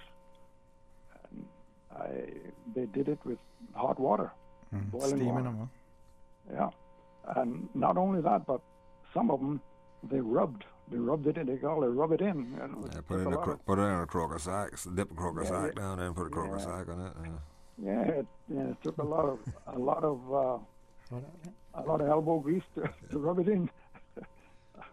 And when talking about the voyages, as far as I think it's a historical fact that during when the coconut plantation was going, big on the Brack and Little Cayman, that they journeyed across from East End to the Brack and Little Cayman. Yeah, there's several stories that they used to do that. I mean, and you don't get much more open ocean than that. But boy, you better believe it. And then there's the famous story. Then, that actually had to happen because, I mean, even the one that you were talking about, Chisholm Cat, Ockerville catboat that we brought, that came from Cameron Brack.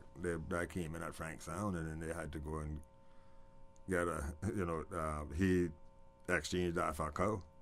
And they took a cow back, so they brought a catboat and took a cow back. Well, the famous story of I'm sure there were all catboats involved, of the catboat leaving West Bay going to Honduras with a pig. Yeah. There was everything. I mean, anything you did in an old pickup truck. Years later, they did in the catboat, transport or whatever had to go. I mean, it's a great, it's a great story behind those the catboat history. And I remember there was a famous, I think it was a catboat, or it could have been a big canoe in Georgetown called the Atomic, who used to be in a lot of the races. And, I think that. Them canoes would start off with a canoe log and like half, but then they would plank it for the dugout. Call it up, Dugout and plank it. Yeah, the dugout. But I mean, if they didn't have a tree big enough to make like they put ribs make inside up the side. Yeah. There's the fifth boat ever registered in Cayman. Harry Chisholm has it now. It's a little canoe as he's talking about, and it's the canoe with the planks on the side of it. And Harry Chisholm got it. No, that was Ockerville canoe. But that was what they call a canoe. They put ribs in it, so it kind of looked like a catboat, but the whole bottom is like one slab. But as far as racing, they were difficult to sail because they were crank. Well, that's what I was going to say. They didn't have the dynamics of the built catboats. They say if you spit overboard, you couldn't spit too hard. Because if you spit too hard, you had to slip back before you spit, so the boat didn't turn up. That's right. Yeah.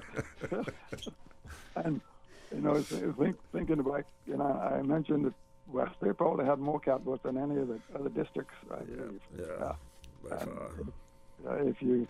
If you looked at that vista from where Church Street comes out on the beach there down to Northwest Point, I would say on any given day there was probably 20, 25, 30 catboats, and they usually had many of them had what we call the catboat shade, which we made reference to. But they were on the beach there. And Mr. Banks, what time period that would be? 50s? Well, that would be that would be in the I'd say from the late from the early 40s up through probably the late 50s into the early 60s. Mm-hmm. And there was a time period in the 60s and 70s, I guess, when you talked about cutting off the stern and so you could fit an outboard motor on. Well, that was when the outboard motors became available in Cayman, and of course, I think they were looking for easier ways to get to where they were going fishing, except getting out there and pulling out, or what they call it, or paddling out. So it is about convenience. I mean, if you got easier way of doing it and you can do it, you're gonna use it. Yeah, but you've heard me with this story, but when I was in high school, I used to be so mad when I saw somebody cut the stern off a catboat. I mean, for some reason, I was always close to catboats, and I mean, I hated to see it. But Mr. Jarvis talked about him. Let me finish this one quickly. They would cutting off the stern in the catboats, and the truth of the matter is, if that hadn't happened, they would have 100% of the catboats would have stopped being used and got parked under a tree, because every one that we got, the only reason it survived, as much as I hated it, now you couldn't give me a cut off stern catboat, okay? I mean, that was sacrilegious to me, okay? And I mean, I preached it. If it hadn't been for that, those wouldn't have made it through the years to get to 75, 76 when we started getting interested in putting this thing together again. Because the only one I ever at that time it didn't have the stern cut off was the Ockerville catboat. He had put a seagull motor on it, but he had built a brace. He had built a brace across so that the seagull motor was on the side of the boat instead. Yeah. And like I so said, modified again. Something that I hated was the savior for the catboat, because for that, by the time I was at an age where I was interested, we could organize and get where we are with it today.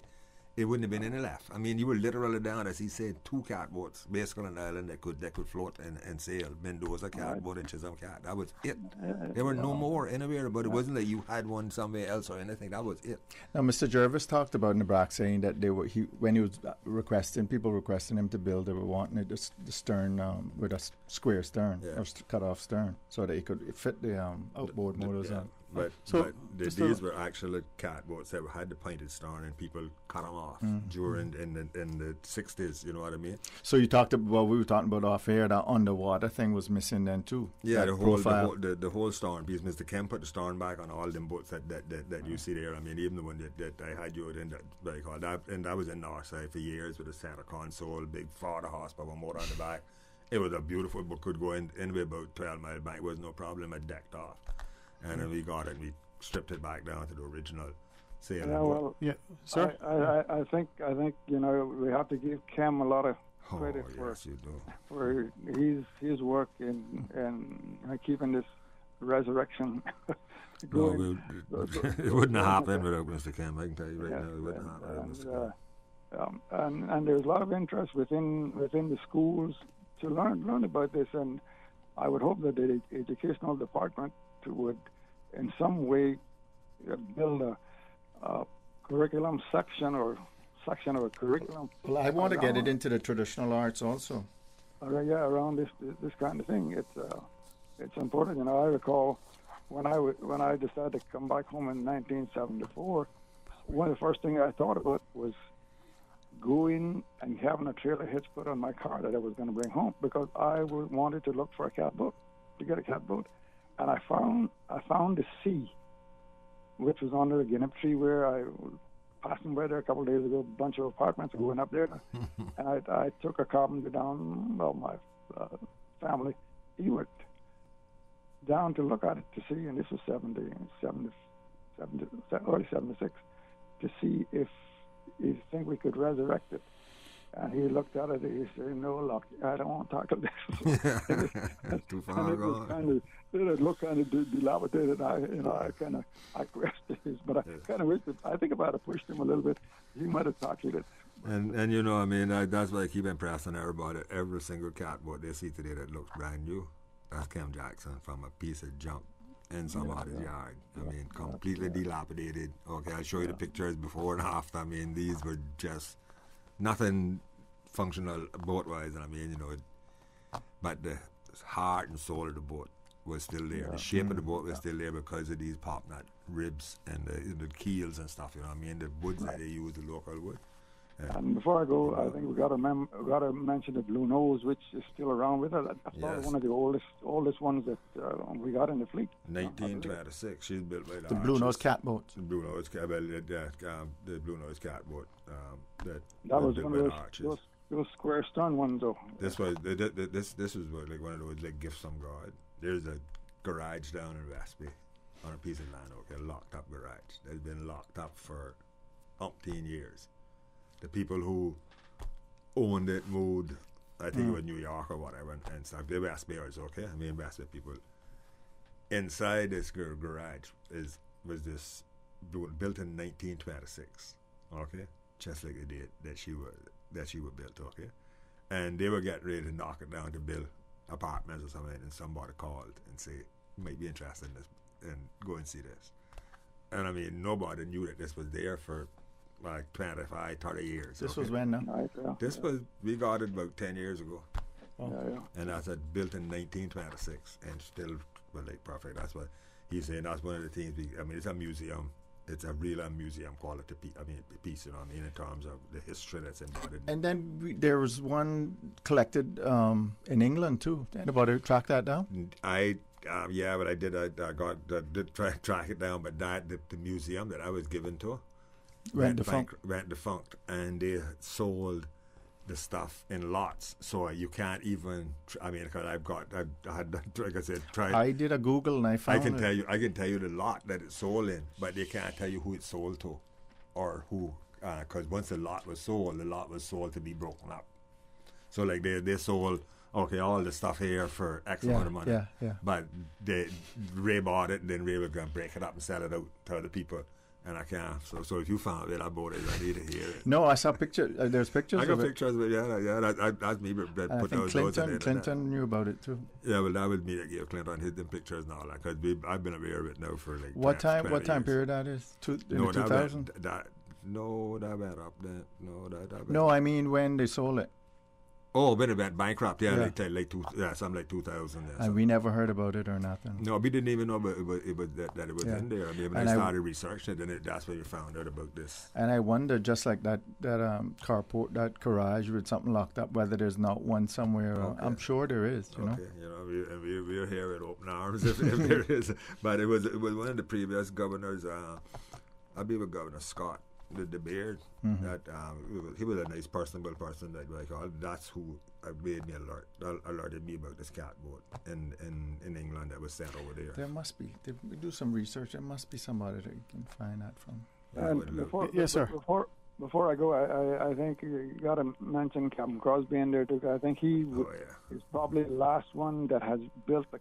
Well, no, I'm the last one I built the cat boat. Right. He was patching one when I saw him during the lockdown. But he just got through like a month ago, just completely refurbishing his Clarence flowers, is modern now and preserving it. But he literally from scratch. I mean, he fixed that. He had two, Crosby had two. Mm-hmm. He fixed that one that was a historical cat boat, and he built one from scratch. And I mean, fast boats. I mean, Crosby is, they're fast on the water. You know what I mean? I saw him a couple of days ago. He said, "Boy, when you gonna ride by the boat for me again?" I said, yeah, boy, you remember that day? We actually did a radio came on broadcast. Me, Crosby, and Loxley, and who else? Was his dad on the boat too? I think, his dad. But in a race, and Loxley broadcasted. So trying to keep him in the boat. Man, that was an awesome day. You remember that one, Loxley? Yeah, that was a historical occasion. He actually did the broadcast on the race. I mean, while we racing, and Crosby winning, I think Chucky was there. He's going on now. Captain Chucky. Captain Chucky. Yeah, Captain Chucky. Yeah, that's who it was. Who the other one was? Captain Chucky. Yeah. Anyway, good program. Let you all go. All right. Okay. Thanks for that. Thanks, sir. Now, in between, we forgot to mention that also the model boat making too, the cat boat model boat. Right. Can you actually use that as a design, like a template? I got all the plans for, well, not all the plans, all the hull plans for Goldfield. Okay, Dr. Bill Ruder. I think you all knew him. He was very involved with the Astronomical Society, and he built the telescope for them. He built the 6-foot model that is in the lobby of the Turtle Center, and the detail on that board, I mean, is exquisite. Now, what he really did, and I worked with him a lot on this, was you didn't have any plans for the Goldfield or anything like that. We couldn't even find a half model to work from. He had to take pictures and archive pictures and pictures where part that's Ray Bank kind of picture. The height of Ray. We get your passport. I go to passport office because most of these people didn't go, you know what I mean? To get the height for that person and stuff. Dimension. Yeah, and you knew that you knew the length of the overall length of the Goldfield, you know what I mean? Yeah. And then he took it and he did all the drawings and put it on the computer and he gave it to me. So I got it, and we make a 2-foot one out of it. And I'm dying to put that class together again, and do it. I mean, and the blanket and everything. Gents, I hate to interrupt. We do have the final break. I'm not sitting there learning as much as you know. You hate? You sure? Yeah. So one of the times, All right, final break, and we take another call. Stay tuned. Busy, busy, busy. Feel like there's not just enough hours in the day.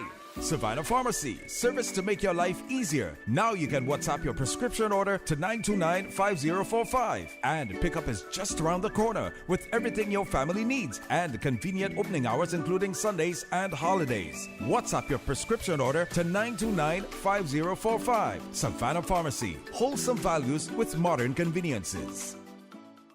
The Spring 2022 Labor Force Survey conducted by the Economics and Statistics Office starts on Sunday, May 1st. The Labor Force Survey collects data on employed and unemployed persons.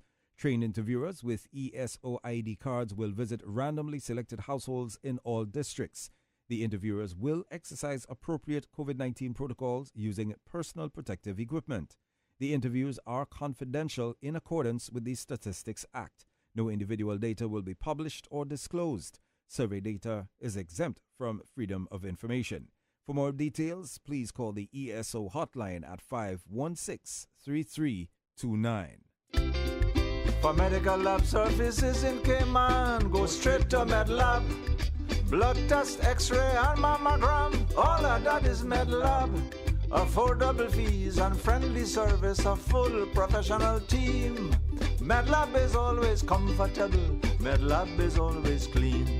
For medical lab services in Cayman, MedLab. Call 949-7331 and ask about MedLab's new state-of-the-art digital mammogram machine. We think it's time you crossed over to a new vehicle. And with the Toyota Corolla Cross now at Vant Motors, you have plenty of reasons to make the switch. The crossover body and hybrid engine is a sleek design in a sturdy structure with a spacious interior that opens to extensive cargo space. Stuck in traffic? The high-performance self-charging hybrid system automatically switches between gas and electric vehicle mode, helping you lower both fuel costs and carbon emissions. The Corolla Cross has full LED lighting inside and out, an integrated display audio system with energy monitor, and a dual-zone climate control system to ensure comfort for all. Test drive the new Toyota Corolla Cross Hybrid today at Vant Motors, Walkers Road. The offices of dermatologist Dr. Wayne Porter will be taking appointments from May 9th through 14th at his Crew Road Clinic.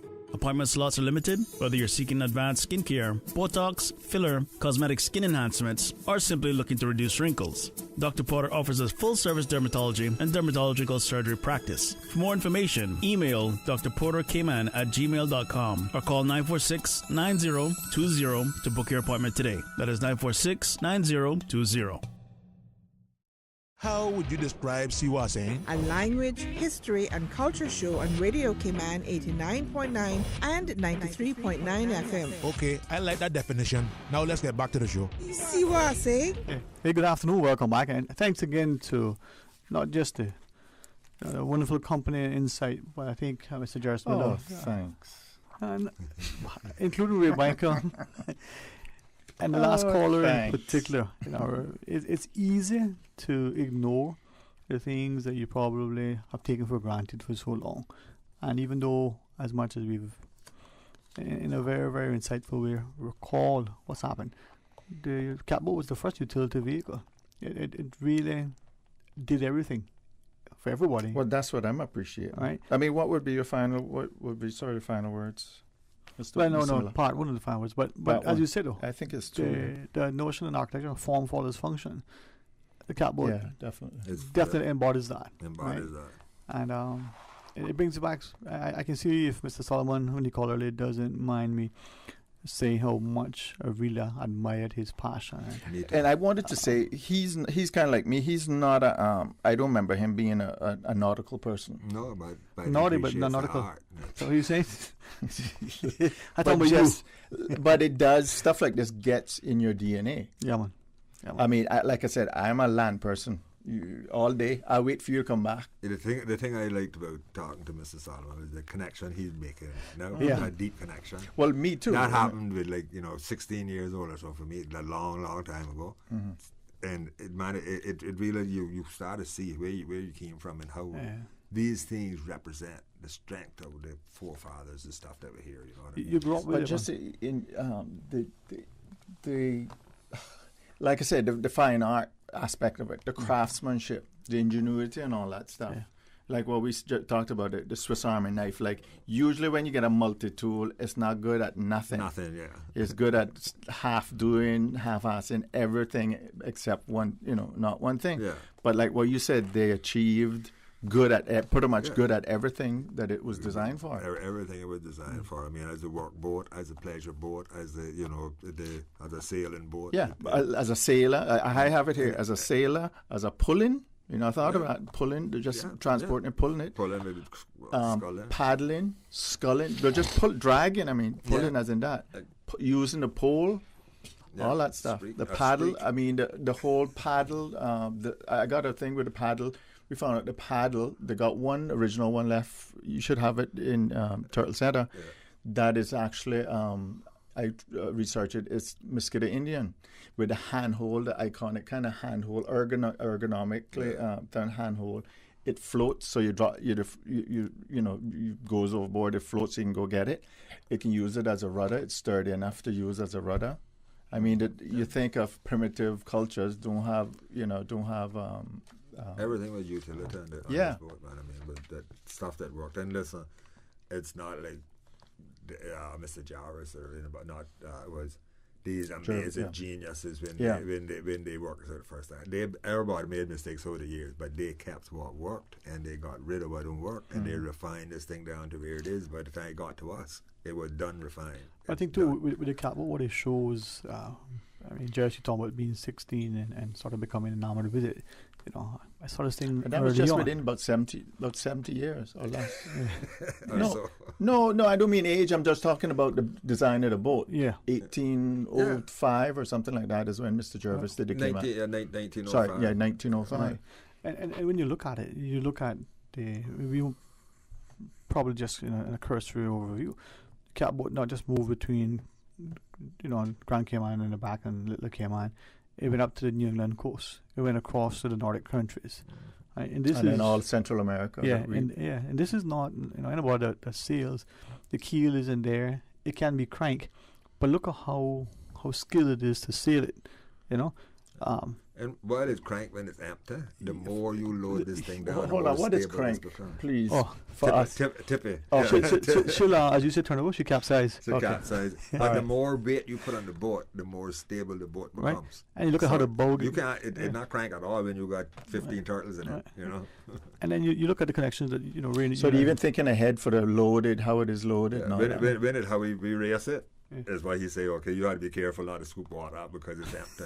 We get it as late as possible. So what you need is come to you and then get a big turtle, put in it. Then. No, you got big rocks. A couple of big rocks. You got come get turtle. But that's even with the introduction of the weather board as well. How that helps you, right? But then the things that we talked about over the years, the fact that within the region, how the connection to the Mosquito Coast, even I still. Well, so you can. I would before pick catboat, I was actually going to do San Andres as a topic, and San Andres they talk about. I go into this call year. It a catch boat. Yeah, Provo. I go into this year to speak to them. They actually have a Cayman catboat festival. They started last year first time, and I mean they're doing it again this year.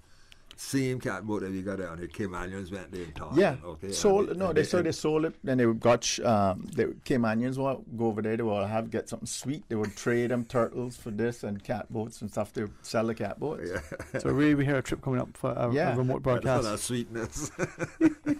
Yes, that sweetness. Yeah, that type of sweetness. But it's alive. They've got San Andres as Cayman as. And Honduras is the same thing. I mean, they painted the same color and everything. I mean, the white stripe, the white and the black stripe, and the blue. And now, did you get into that? I had a theory about that where they had it just to define the thing of the boat, why the top part is black and all the rest is blue. If you go to get some goggles and get under the water and look up, you'll see what I'm talking about. Well, because it disappears. Because you don't get you don't get a fine line, but you get gray and white, just like you do with the clouds. Okay, the cloud. If you look at the sky, if a turtle pokes his head out of the water and looks at the sky, he don't see blue sky, all blue sky. He sees most of blue sky, and he see white with gray or black around the edges. Okay. He don't see a big fork either. Yeah. that way Henry Bush got it. But no, go ahead. But yeah, so it helps to camouflage. That's a camouflage. And I've tried it with goggles that go in the water and have maybe I should take a GoPro, you know what I mean? But so when would the Caymanians, when would people even see that? Just swimming underwater to see that? No, once again, I don't know. I mean, that Caymanians had an understanding, and I talk about Cayman. I'm talking about from the first settlers that came here before the pirates, just after Columbus and stuff, because the people were coming here from the 1500s. Oh, yeah. And those had an understanding of turtles that no other place to this day don't have. Okay, and that's why you ended up with this color and everything else. You know what I mean? They handed it to us already, worked out. Okay. So it's a light blue, sky blue. But predominantly, and you notice that the inside of the boat is also a lighter blue or green. If it came back and say cat did it in green. And once again, if you're out there, you poke your head out the water, you see in grape trees and things on the shore. That's green, and you see this the blue. You see this the clouds, the white and the black. Those colors, and when it's confused through the water, it actually blends. I mean, blends right in. Interesting. And when they were doing, I mean, they would buy 2 quarts of blue paint, dark blue paint, and 1 quart of white paint to mix it.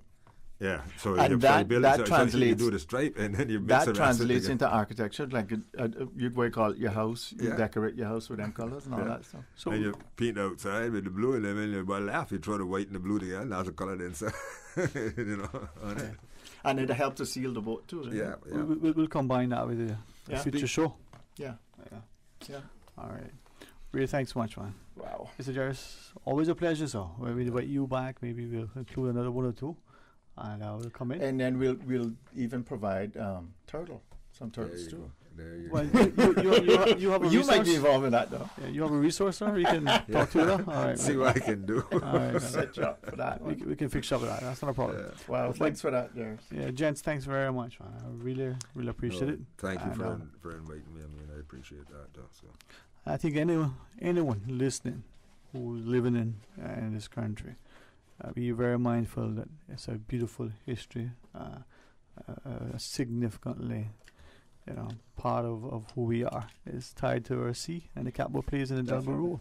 So really thank you for that continued, diligence, man. Thanks for having me. All right. And Mr. Jairus, continue to be well. And to our listeners, have a wonderful, blessed, productive weekend. We want you to come back Monday for the monthly Mental Health Matters with Dr. Alexandra Warden. And may the weekend be that thing that causes you to be so pensive and productive that you look at each other with a sense of purpose and positivity. Plus, you got 20 toes in the bed weather. For those of you... That's a Trinidad thing. I like it. We adapt it. They said if you can't hear, you had to feel is their thing too. But 20 toes in a bed weather. And with that, have a good weekend. With that. Good weekend, everybody. Talk Today is brought to you by Subway, open 24 hours in Countryside, Anderson Square in Georgetown, and Centennial Towers in West Bay. And by the Ministry of District Administration, Tourism and Transport. Explore your history, explore your land, explore your sister islands. MedLab in Smith Road Plaza, your complete medical laboratory solution. Call 949-7331. And Savannah Pharmacy in Countryside Shopping Village, convenient opening hours including Sundays and holidays. See what I'm saying? See what I'm saying? See what I'm saying. It happening every third Friday on Talk Today. Jointly produced by the National Museum and Radio Cayman, a language, history, and culture show. Remember, it's every third Friday on 89.9 and 93.9 FM. See what I'm saying?